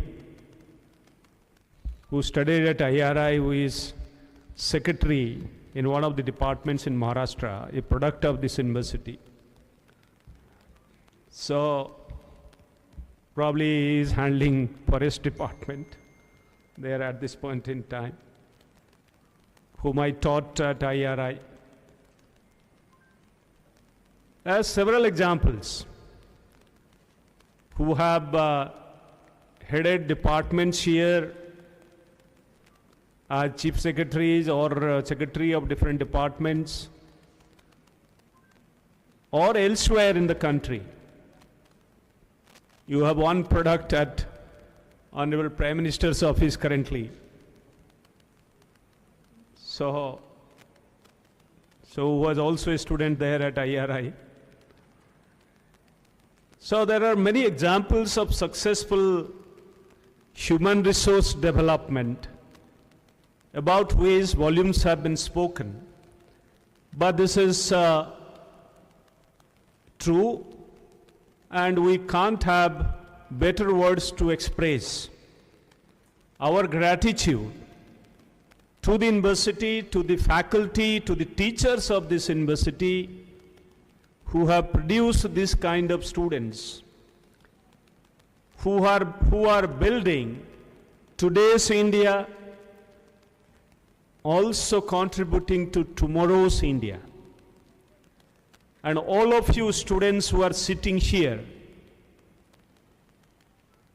certainly would be part of this future India, contributing to building future of India.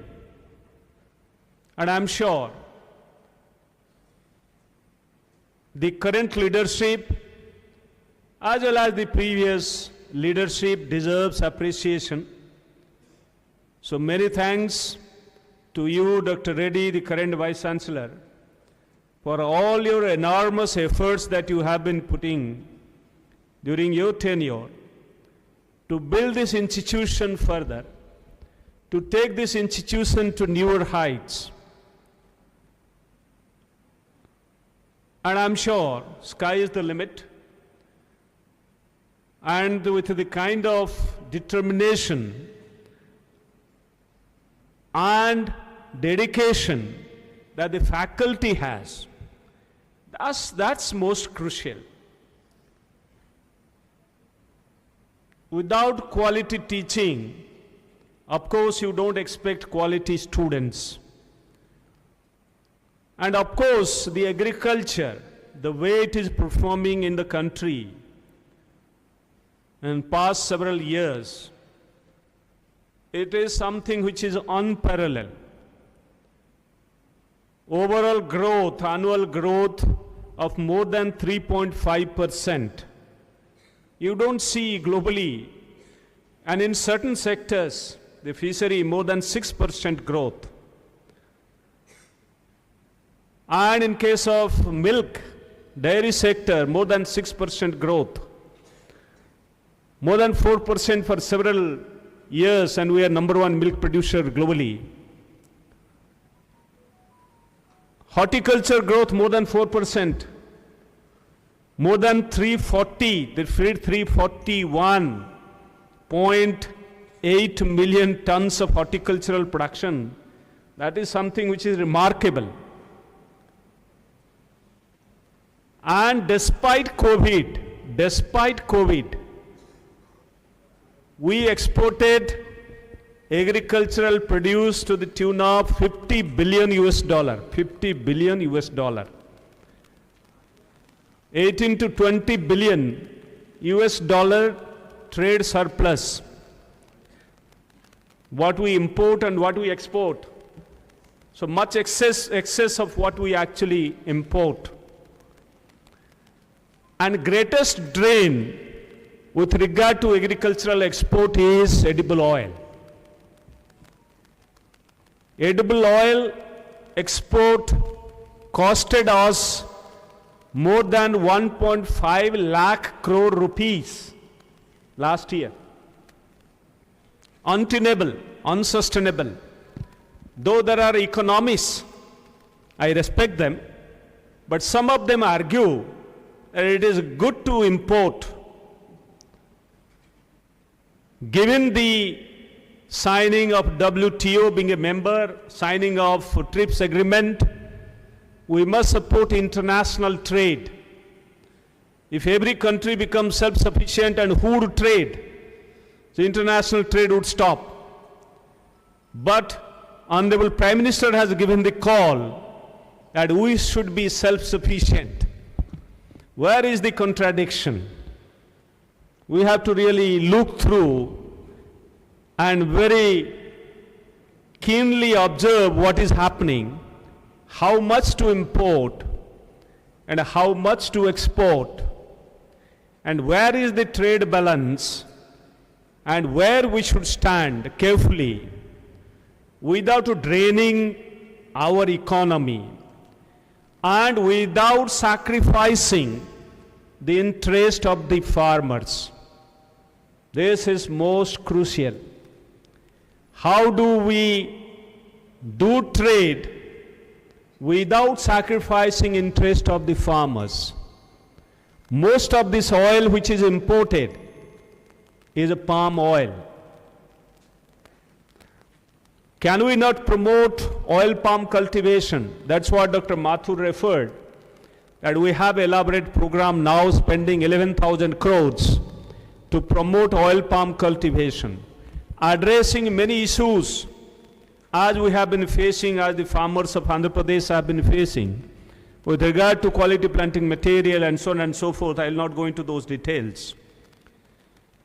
We have done pretty well. We are producing more than 35 million tons of sugar. Now diverting sugarcane juice for bioethanol production. And in the process, we are already E10, 10% of petrol substituted by ethanol. And we are aspiring another 2 years to become E20, 20% of petrol substituted by ethanol. Where from it comes? Most of it from sugarcane. And today I was seeing at your varieties doing so well. And sugarcane, it's a revolution during past 6-8 years. We are producing 25, 26 million tons of sugar, sometimes importing, sometimes exporting. A huge degree of instability. And today we are producing 10 million tons more, diverting sugarcane juice for bioethanol production. And in the process, saving 50,000 crore rupees on petrol. So agriculture not for food and nutrition alone, for energy security of this country. So credit goes to the farmers of this country. So dimensions are so huge, I can't talk to you everything today. During 6.5 years of my stay as Secretary there and DG ICR in the central government, and my interaction with the different ministry and departments, with the PMO and so on and so forth, I have realized the centrality of agriculture in this country for the economic well-being of the country. The day we neglect agriculture, because more than 50% are still dependent on agriculture, how do you divert them and where? Gainfully, how do you engage them? It is good to say that agriculture contributing only 17-8% to GDP. It has a decline, it must decline. Service sector has grown. Where the manufacturing sector is today, still suffering, doesn't contribute much in this country. It is agriculture which still remains the backbone of country's economic well-being. We can't just neglect agriculture. Agriculture must grow, must be strengthened. The livelihood security of more than 50% of people, and 85% of being small and marginal. Who will look after them?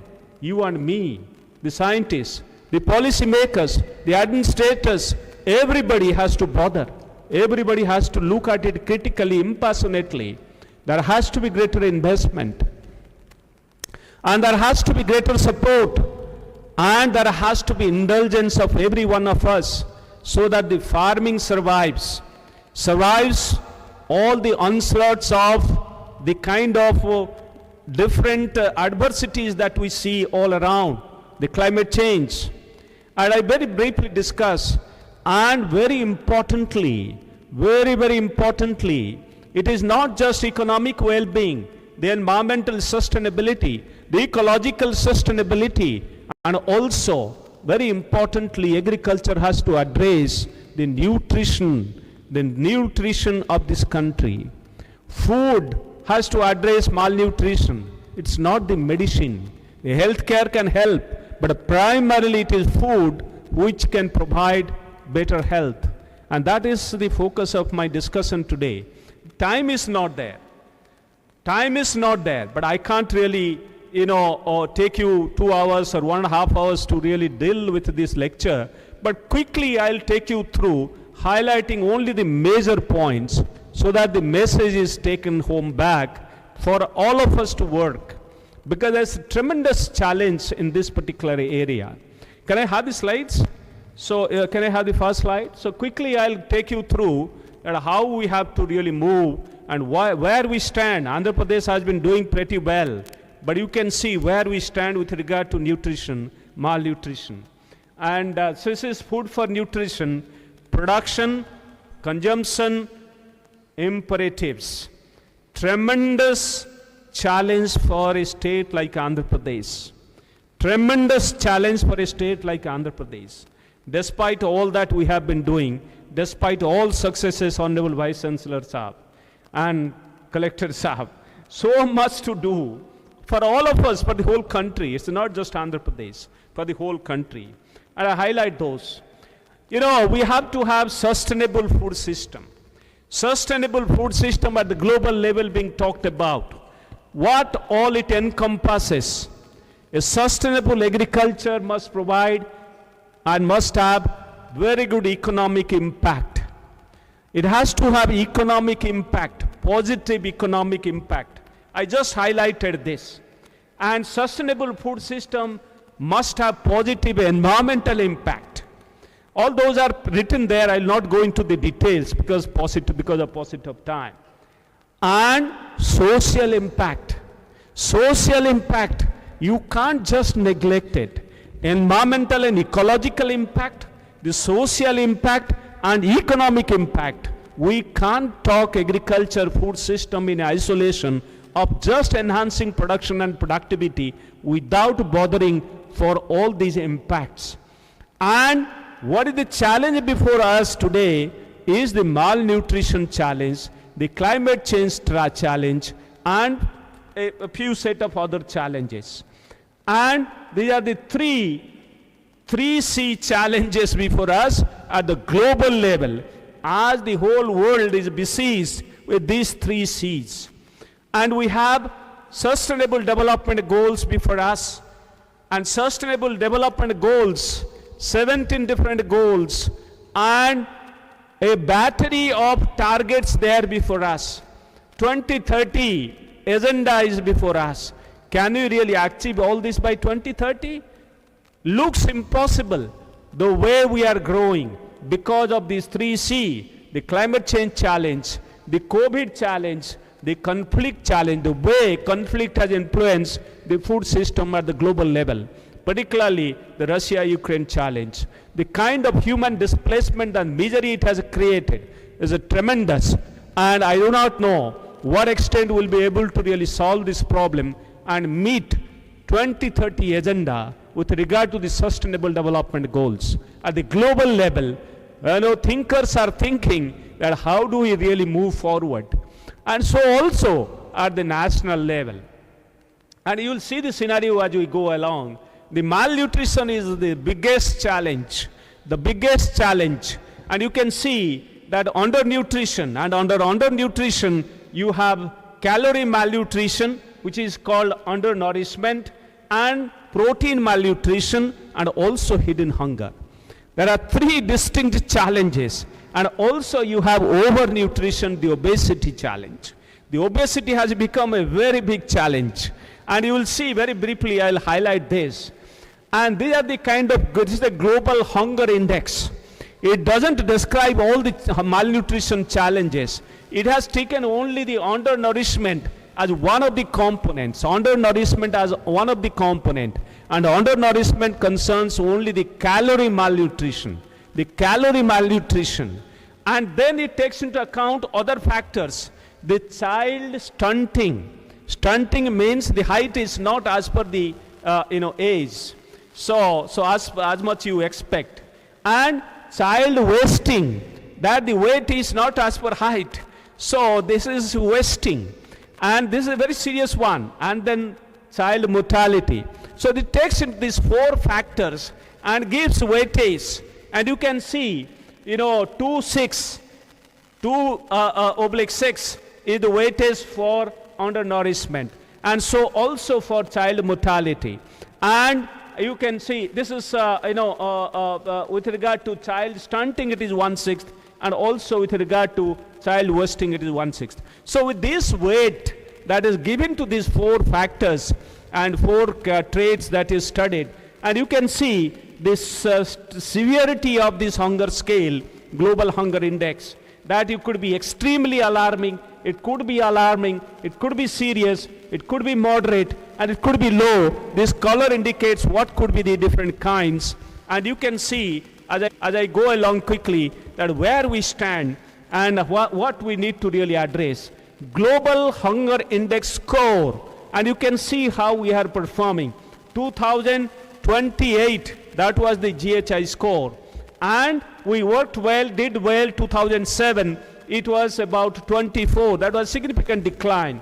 And so also 2014, there was significant decline. And you can see 2022, because of COVID, we did not really improve much. It reduced from 19 to 18. That one score got reduced. So we could not do much. And that's a challenge. And very importantly, the undernourishment increased. Undernourishment, it was declining.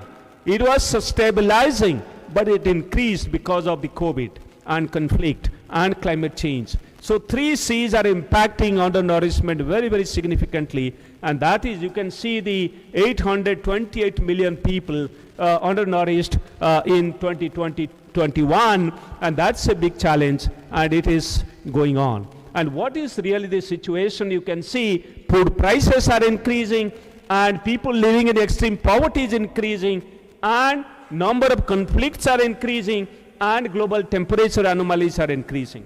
So given this kind of challenging situation and what we need to really do, and most of the unhealthy children unfortunately are there in Asia, followed by Africa. And you can see that where we stand with regard to say in 2018, the most of the stunted children, more than 50% are there in Asia. So majority of them, Asia means India, because this is the most populous country. Most stunted people are there in India. And that is contributing to the global stunting, and the index that you see. And so also wasting, and so also the overweight situation, and overweight situation we are contributing very significantly now. And these are the kind of things to be really bothered about. And you can see with regard to child wasting, the child wasting, India, the worst scenario. India is the worst scenario. This is not a statement to take credit. This is a statement to worry about, that most stunted children are there in India, and that is about 19%. And you can see how do we perform in different states. And you can see the anemia. Anemia has increased. This is Family Health Survey 4 and Family Health Survey 5. 1921, that is the recent one, Family Health Survey 5. And anemia is increasing. Anemia means what? Iron deficiency, even protein malnutrition, both contributing to anemic situation. The women, the children, and even adult men being anemic. And this is a very serious situation, 58% to 67% from National Family Health Survey. And in other cases, there is little reduction, but still the factors are worrisome. And you can see where we stand. And this is what anemia, and you can see how we are performing. And it has increased from National Family Health Survey 4, carried out in 2015-16, as compared to National Health Survey 5, carried out to 2019 to 21. You can see all these figures, the 67%, 52%, 57%, and 25%. All men, women, pregnant women, and children, everywhere, the anemia has increased. A matter of concern, because it has several ramifications with regard to the child health and which child which is going to be born, and so on and so forth.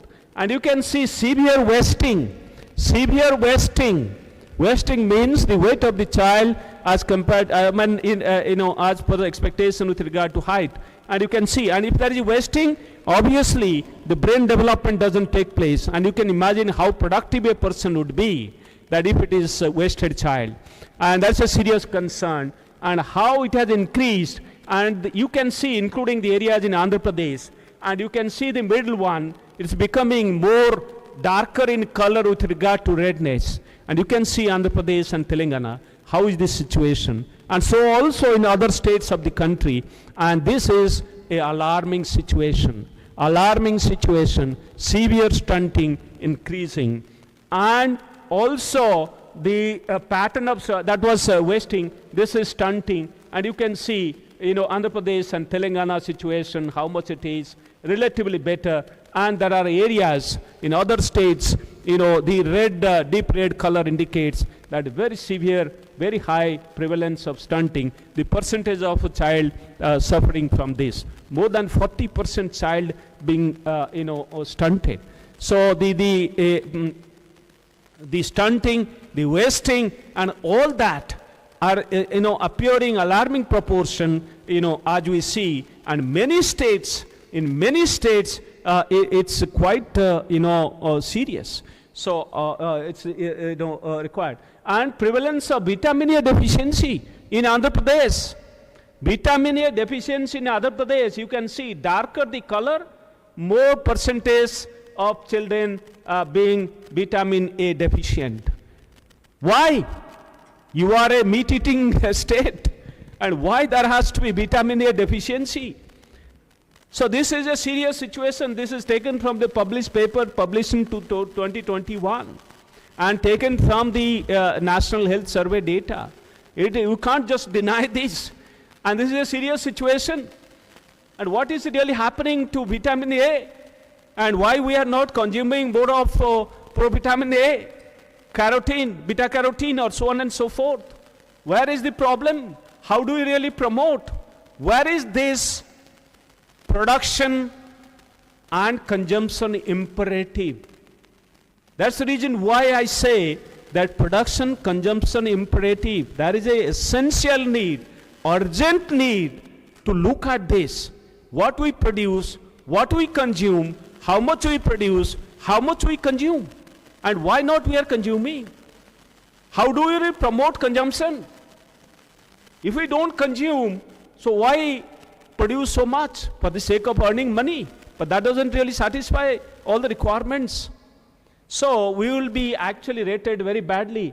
Nutrient deficiency in their effects and impacts. I'm not going to really tell you all this. You know what happens because of iron deficiency, zinc deficiency, vitamin A deficiency, or so on and so forth. So you know all this. So it's a serious situation, and every state of the country must address this, and so also Andhra Pradesh. And because I am here today, I am emphasizing on this. And Professor M.S. Swaminathan, emphasized on this, that we must have a national nutrition strategy and national nutrition mission. And how do you address this? You can address through food, and you can address through drinking water and sanitation in many ways. And you can have nutrition security by way of addressing this. Also by providing better health services. Certainly they matter. And also by increasing income and enhancing livelihood options, by promoting them, strengthening them, you can also have nutrition security. And today we should have a Kuposhan Mukta Bharat, and we have National Health Mission running. We have many things happening, and I will not go into those details, what is really happening. And Swachh Bharat, Swasth Bharat, many programs of the central governments are running, and state governments are collaborating, cooperating, and many schemes are running, and hopefully we will be able to address these in shortest possible time, and hopefully by 2030 we should be able to address. I'll take you through Nutri-Smart Village concept. How do we make every village Nutri-Smart?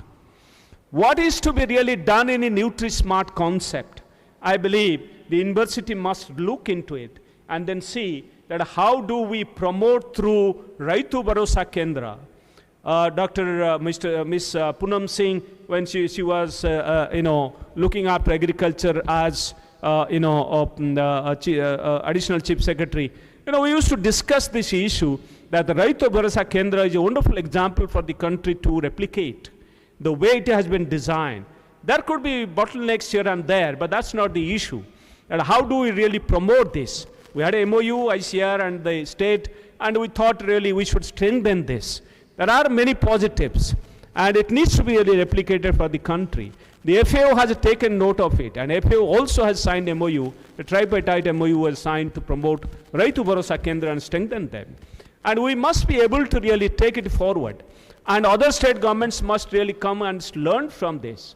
But how do we promote this? That you grow what you need. And you must define the Nutri-Thali. What a family of 2 or 3 or 4 persons need in terms of nutrition.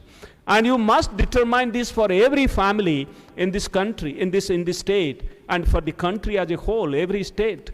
And then accordingly produce. In a small patch of land, you can produce what you need for your family to start with, and then produce more for the market. The surplus, generate that for economic well-being of your family, for the state, and for the country. It can be very well designed. And Nutri-Village concept is a wonderful concept, and I believe we should be able to really have more discussion, and university must work on this. Exploring biodiversity for nutrition. So much of biodiversity is there in this country. So much of biodiversity with regard to horticulture, with regard to even other crops, the pulses for nutrition, for protein, malnutrition to be addressed through pulses. Who doesn't understand this? But how much we are consuming? Is it enough? How much of vegetables and fruits we are consuming? Is it enough? This is the moot question. And that is what need to be defined through Nutri-Thali. We defined this for Madhya Pradesh. And it was a big revolution in Madhya Pradesh. This Nutri-Thali concept has gone to many villages in Madhya Pradesh with under the patronage of the state government. Government changes and priorities change and things don't really happen as much. But we need to really continue these efforts so that we succeed. And all this we must get from the diversified food system. We have forgotten. We used to have 20 katora around our big thali so that we satisfy all our nutrition requirements. And the number of katora has reduced because who is there to cook? Who has time to cook?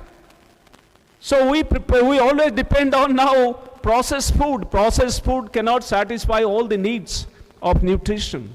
And they add on salt and other things which you don't need. So add to malnutrition, obesity. So all that are serious concern. We say we should process more, but how much more? How much fresh food we should emphasize on? This is a big issue, and that is need to be discussed very carefully. And how much we must compromise on fresh food, and how much processed food we should promote, so that we don't really, miss on the targets with regard to malnutrition. And we have integrated farming system models for nutrition. Integrated farming system models for nutrition and sustainability and economic well-being and livelihoods improvement and security. And this need to be really looked at impassionately. And the university must really do more research on this and promote them. Government must patronize all this. Every district must see the opportunity, the potential of promoting integrated farming system models for nutrition security. And because our consumption of diet is reducing, we must be able to really address this.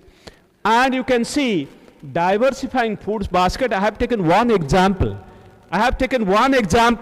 You produce milk, you produce fish, you produce a whole lot of things. And you can see with regard to fish production, whether it is marine, whether it is aquaculture system, and you are number one with regard to total fish production. And that is what is indicated here, Andhra Pradesh. What is your consumption?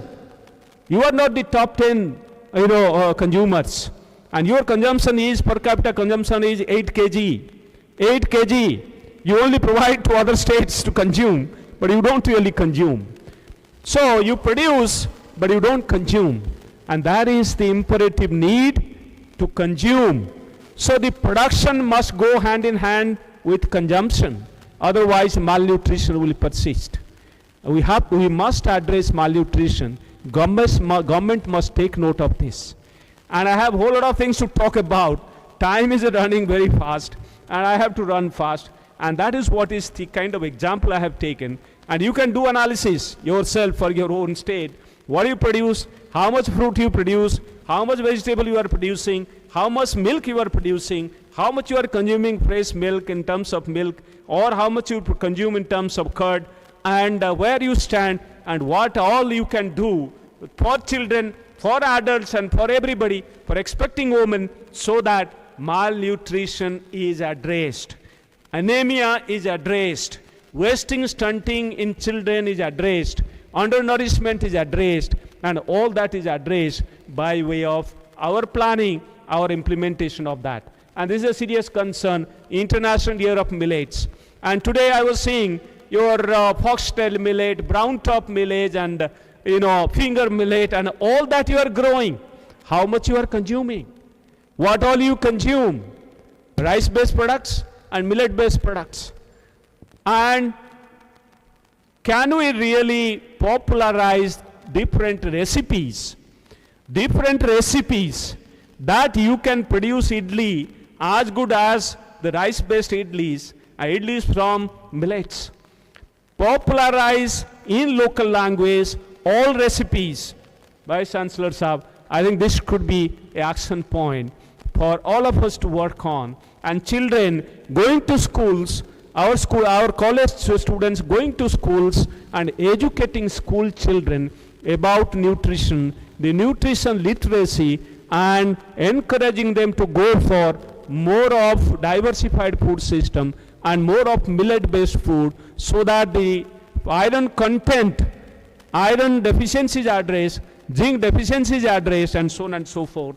And you can see many of them you are growing here, and more can be grown. Sky is the limit, and in International Year of Millets, we should be able to promote them. And there should be activities. And there's all kind of data which is available. And you have your Millet Institute in Hyderabad itself. So you can really make use of this strength there. And university has been doing research on this, and how much can be done, sky is the limit. And there are several challenges. Main challenge is low consumption. The consumption has a decline. How do we address consumption? If there is no consumption, why to produce? What for to produce? Farmers will be at distress. So consumption has to increase, and that is the number one challenge. And there are several things that we can do. University must brainstorm for improving consumption. Starting with the university, all the staff of university, can they have one meal based on millet in a day? Can we start with the university, the staff of university, then go to the school, go to the villages, to panchayat, to Raitu Bharasa Kendra, to everything, every avenue available with you, and mass media creating awareness to promote them. And I believe that's what is important. And area decline. Can you imagine in case of ragi, more than 50% area decline. In case of small millets, we talked about small millets today, 90% area decline in small millets. More than 90% area decline in small millets. So who is consuming? Nobody. So International Year of Millet will sensitize all of us and create awareness. That's what we planned when I was there as Secretary, Department of Agriculture, Research and Education. There were several presentations, PMO and so on and so forth. So we thought probably, we should have this international year. So that trade is also promoted, farmers are benefited, consumers are benefited, the climate resilience is brought in, and ecological sustainability of agriculture is also strengthened, and all those factors would contribute to sustainable food systems. That's what I highlighted, and that is very, very important. And you can see the area decline, the red line is area decline. You can see what a concern, what we are doing in universities, in departments, what we are doing in policy making, what we are doing. Whatever good we are leaving, we go after wheat and rice, and whatever we are our original food, we have left. So we have to be really conscious of this. I'll not highlight more than that. And there are major research and development issues, Vice Chancellor Saab. I believe we should be able to address those. I'll not go into those points, it will take time.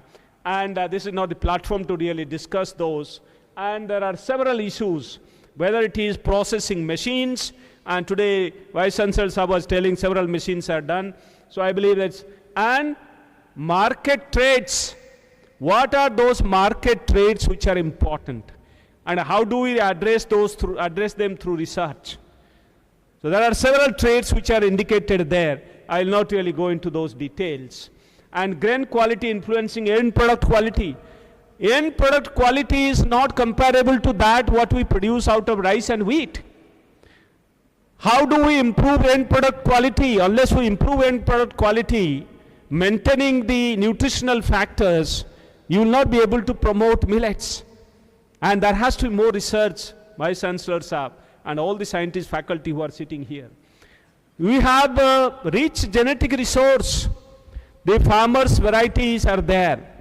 And in my current position, we are promoting registration of farmers' varieties and their utilization in breeding programs.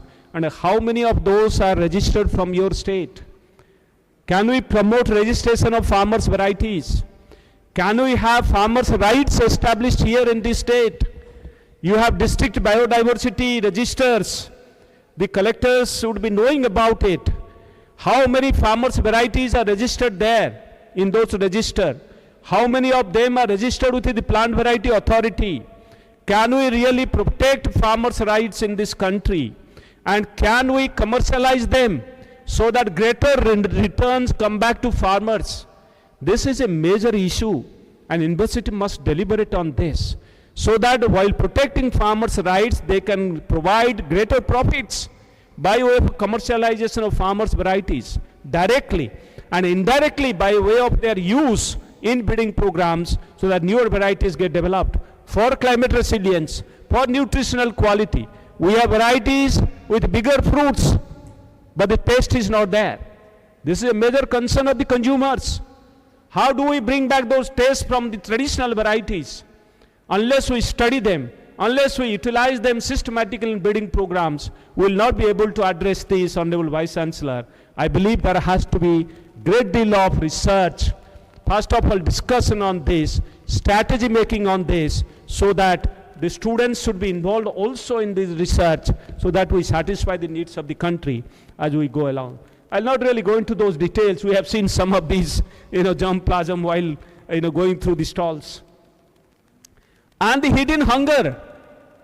While malnutrition is one thing, undernutrition, the protein hunger is one thing, hidden hunger, the micronutrient deficiencies, we can address them by fortification, as the way rice is being fortified with iron. Iron fortified rice is being supplied through public distribution system.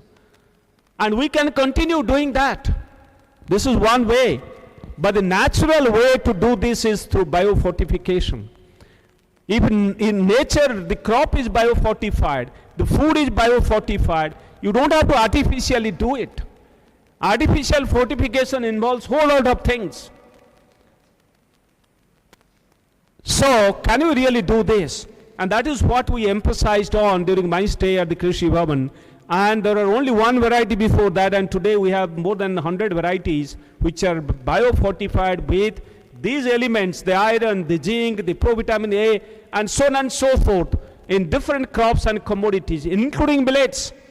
Millets are rich for iron and zinc. They are further enriched. And today I saw one example of a millet variety which is having more than 60 ppm iron developed by your university. And I believe it's not just variety development, taking it to the farmers so that it is produced more, and also linking to more of consumption.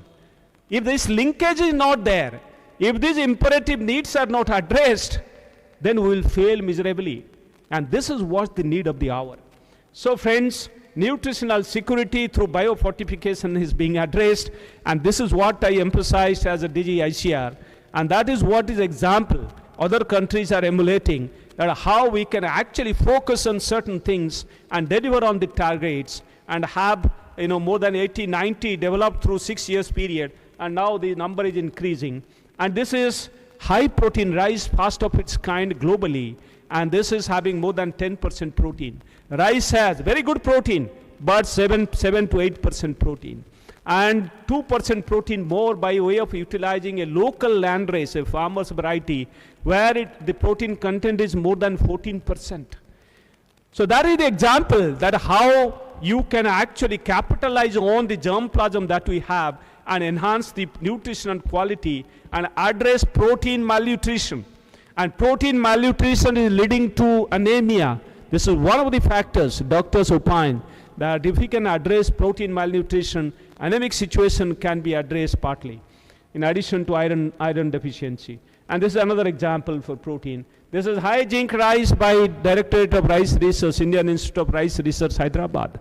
How do we really promote them to cultivate, to consume, and create value chains? And that is more important.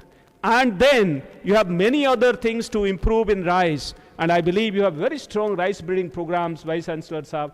You have very good varieties occupying large area in this country. But this is now the time to improve the quality. Improve the quality, the bran oil, rice bran oil, the gamma original in rice bran oil is very, very, very important. Can we improve the quantity of gamma original, and for which the rice bran oil is branded?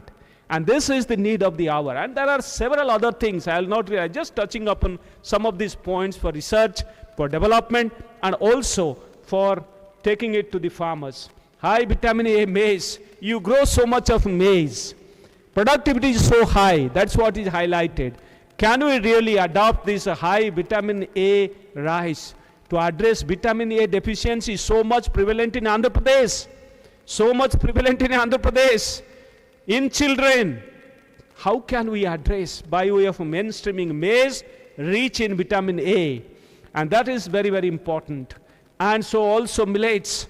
You grow millets, iron-rich, zinc-rich millets are there. How do we mainstream them in our consumption system, a part of our food system, so that iron deficiency and zinc deficiency is addressed, hidden hunger is addressed, and high iron pearl millet. And in fact, we have also enriched finger millet for calcium. Calcium content is doubled. So though bioavailability would be low, but because the content is quite high, so we will be able to address the calcium deficiency. Otherwise, everybody start taking calcium capsules. And you can see calcium deficiency in many, many individuals. The vitamin D deficiency and calcium deficiencies. Keep consuming vitamin D and calcium tablets. So that's not the solution. And how do we really address this? And this is the time to think about it. This is how, and all those who are present here. And also encourage your students to consume balanced diet. Provide them what is a Nutri-Thali and what they should consume. You must start here. And I think every college should start this way so that we address malnutrition. And small millet we studied, they have been enriched for iron. The finger millet, foxtail millet, little millet, and they have been biofortified. They are good. They have been made more good, still better. Why not to really adopt such biofortified varieties? And bioavailability, whether they are available. So this is what study has been carried out in India, in the NIN facility and elsewhere. You know, they are available and we should really encourage. There has to be more studies like this. And, you know, we have to really address this biofortified crop and mainstream them. There are several issues, and I believe the state government and the national government must really address these needs so that the biofortified crops are mainstreamed. We have more of cultivation of biofortified crops in every crop species, and also more of consumption through increased awareness. And private partnership must be really emphasized here. Without private partnership, we will not be able to really succeed. So that is very, very, very important. You can have some products here and there, some KVK here and there. There's many products that are displayed. But the private, big multinationals must come in, and they must be spending a part of their CSR budget, manufacture them at low price, distribute them free to the low income group. Distribute free to low income group. Can a state do this? Can the country do this? Can Reliance Industries or other big industry houses be roped in, spend part of their CSR budget to support manufacturing large-scale production of biofortified crop products, the processed food items, distributed at a low cost or even free to low-income groups, so that the malnutrition is addressed? It's a major step. Can the states take this initiative? Why not? So this should be actually initiated so that we address these needs. The extension is required. The price advantage should be given to them, to the farmers. Public awareness creation is essential. And who will do this? Who will do this? Global Hunger Index I started with, and you must remember. And you must remember where we stand as India. Towards bottom. India stands towards the bottom. Small countries are doing better. Our neighbors also do much better than us. You can keep taking pride in whatever we are doing, but in this context we are lagging behind, my friends and colleagues. We must address this individually and collectively, in family, within family, in society. So all together we should be able to address this. And this is the summary, that malnutrition challenge is quite formidable. That's what I said. Malnutrition challenge is quite formidable. It's not easy. We must address this. A stack of measures are required, not just one or two. A stack of measures is required. Food basket has to be diversified. Food basket has to be diversified. I have spoken all about, very briefly mentioned, time was limited.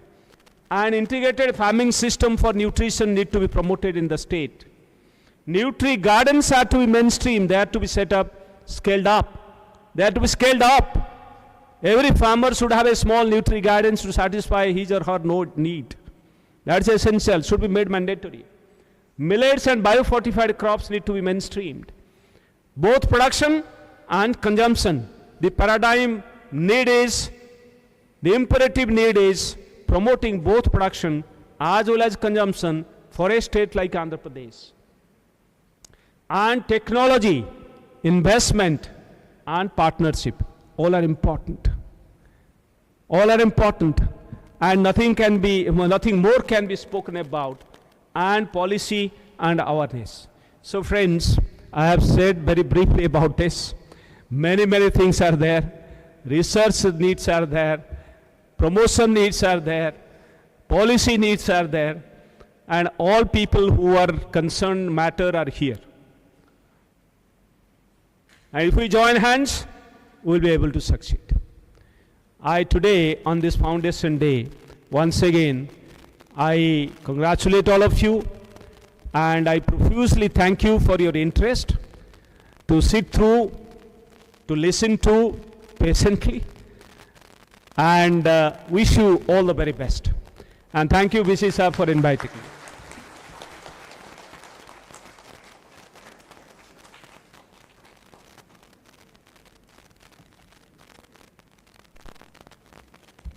Thank you, sir, for the foundation lecture, emphasizing the requirement of food security and nutritional security to our country. We are all much benefited by your lecture and keynote address. We are all indeed honored and much indebted by your kind gesture as chief guest, sir. So now it is our honor to felicitate all the distinguished guests. So with the permission of the chair, I request the dignitaries to accept our felicitation. So I request our Honorable Vice Chancellor, sir, to present our venerated chief guest, Dr. Trilochan Mahapatra ji, with a memento and shawl, and also a millet bouquet, as an expression of our gratitude for being a significant part of this abiding occasion.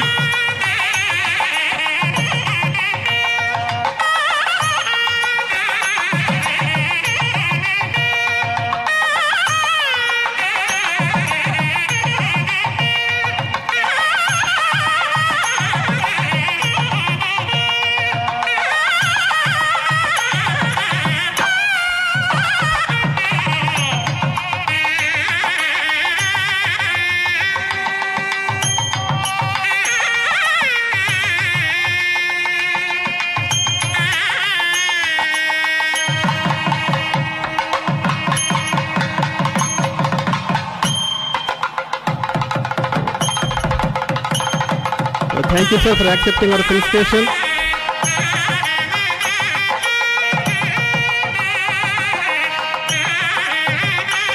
Now I request the distinguished guests to present a memento and shawl to our guest of honor, Dr. S. Raghavardhan Reddy Garu, former Vice Chancellor of ANGRAU. Sir, kindly accept our felicitation. I request our Honorable Vice Chancellor, sir, to present a shawl, millet bucket and memento.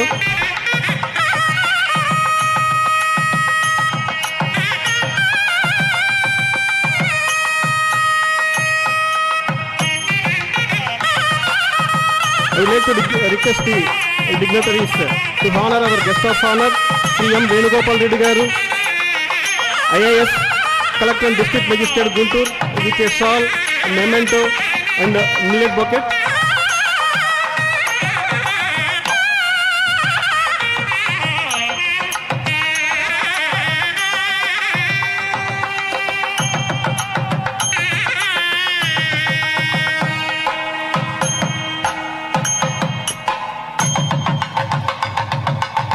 Next, I request the honorable dignitaries to present our today's venerated guest of honor, R.K. Madhur sir.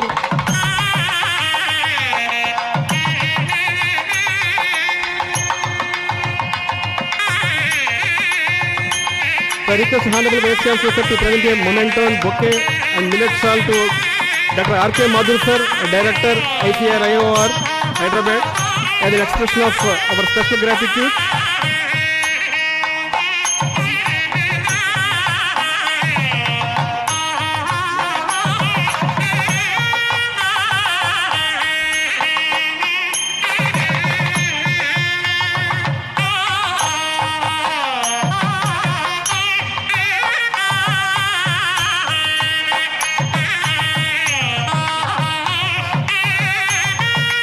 I feel privileged to request our Honorable Vice Chancellor sir and other dignitaries to felicitate Dr. O. Sudhakar Garu, Officer on Special Duty, Andhra Pradesh Fisheries University. To accept our felicitation sir. It is our honor to felicitate you on the occasion of our 59th Foundation Day of ANGRAU.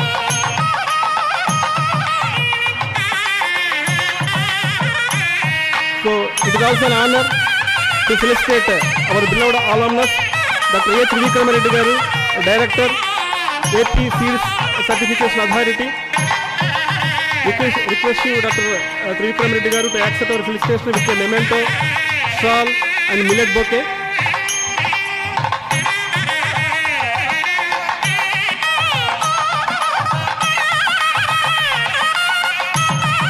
It gives us immense pleasure to felicitate Sri A. Sudarshana Sharma Garu, Assistant Collector, Guntur. So I request our Honorable Vice Chancellor sir to present a memento, shawl and millet bouquet to our Assistant Collector Garu, Guntur. Thank you sir for gracing the occasion of the 59th Foundation Day of ANGRAU with your valuable presence.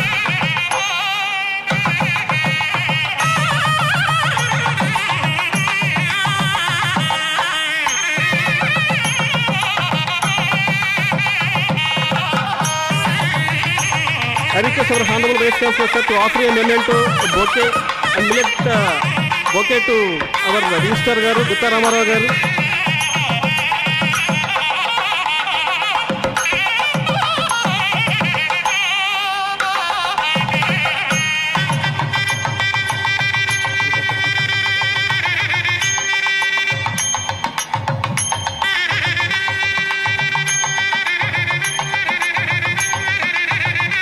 Now it is time and responsibility to felicitate our Honorable Vice Chancellor sir, Dr. A. Vishwavardhan Reddy Garu.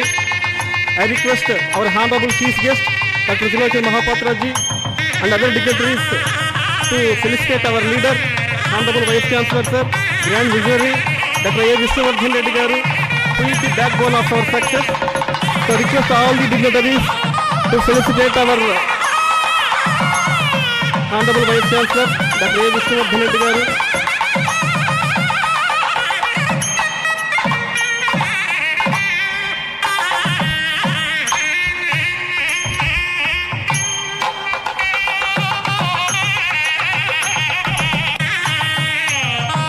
So thank you sir, thank you very much for accepting our felicitation.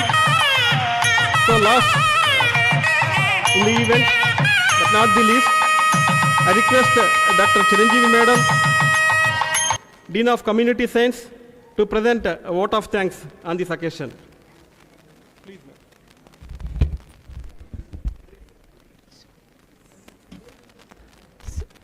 Once again, hearty greetings to all of you on the occasion of Foundation Day.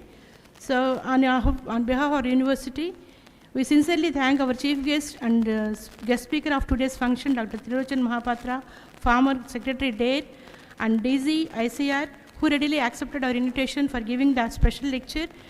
And thank you so much, sir, for your thought-provoking and inspiring lecture. So we extend our sincere thanks to our guests of honor, Dr. S. Raghavardhan Reddy Garu, ex-VC ANGRAU, Dr. O. Sudhakar, OSD Fisheries University, Dr. R.K. Madhur, Director of IOR Hyderabad, Dr. Trivikram Reddy Garu, Director APSSCA, for their presence and message and suggestions given. Thank you, sirs. And we sincerely thank our Sri Venugopal Reddy Garu, collector and district magistrate, and also the joint collector Sivanarayana Sarma garu for gracing this occasion and giving your valuable message. Thank you so much, sir. So we sincerely thank our Vice Chancellor, Sir A. Vishnuvardhan Reddy garu, who also president of the function. And sir, you are our strength and motivating force for us. So your vision and mission to uplift the farmers' standard of living, social and economically, with our university involvement is highly appreciated, sir. Thank you so much, sir, for encouraging us for planning and execution of this function. So I extend a warm congratulations and thanks to all the awardees and farmers who participated in the session. So we must acknowledge the organizing team, different committees, all teaching and non-teaching employees, students, for their hard work in organizing this function in a befitting manner. A special thanks goes to print and electronic media who gave good coverage of this function. With utmost appreciation, and we extend our sincere thanks to all the sponsors who supported this event. Thank you all. And our sincere thanks to the ADR and his team for arranging logistics for this function. And I thank all the staff of ADR and all the staff members of university also. And ఇక్కడ వచ్చిన రైతుల సోదరులకు రైతులకు అందరూ కూడా మా హృదయపూర్వక కృతజ్ఞతలు. ఈ మీటింగ్ ఇంతటితో ముగుస్తుంది. వందన సమర్పణతో పాటు జనగణమన కూడా ఉంటుంది. తర్వాత భోజనాలు. అందరినీ నేషనల్ యాంథమ్కి స్టాండ్ రూమ్ని కోరుతున్నాను.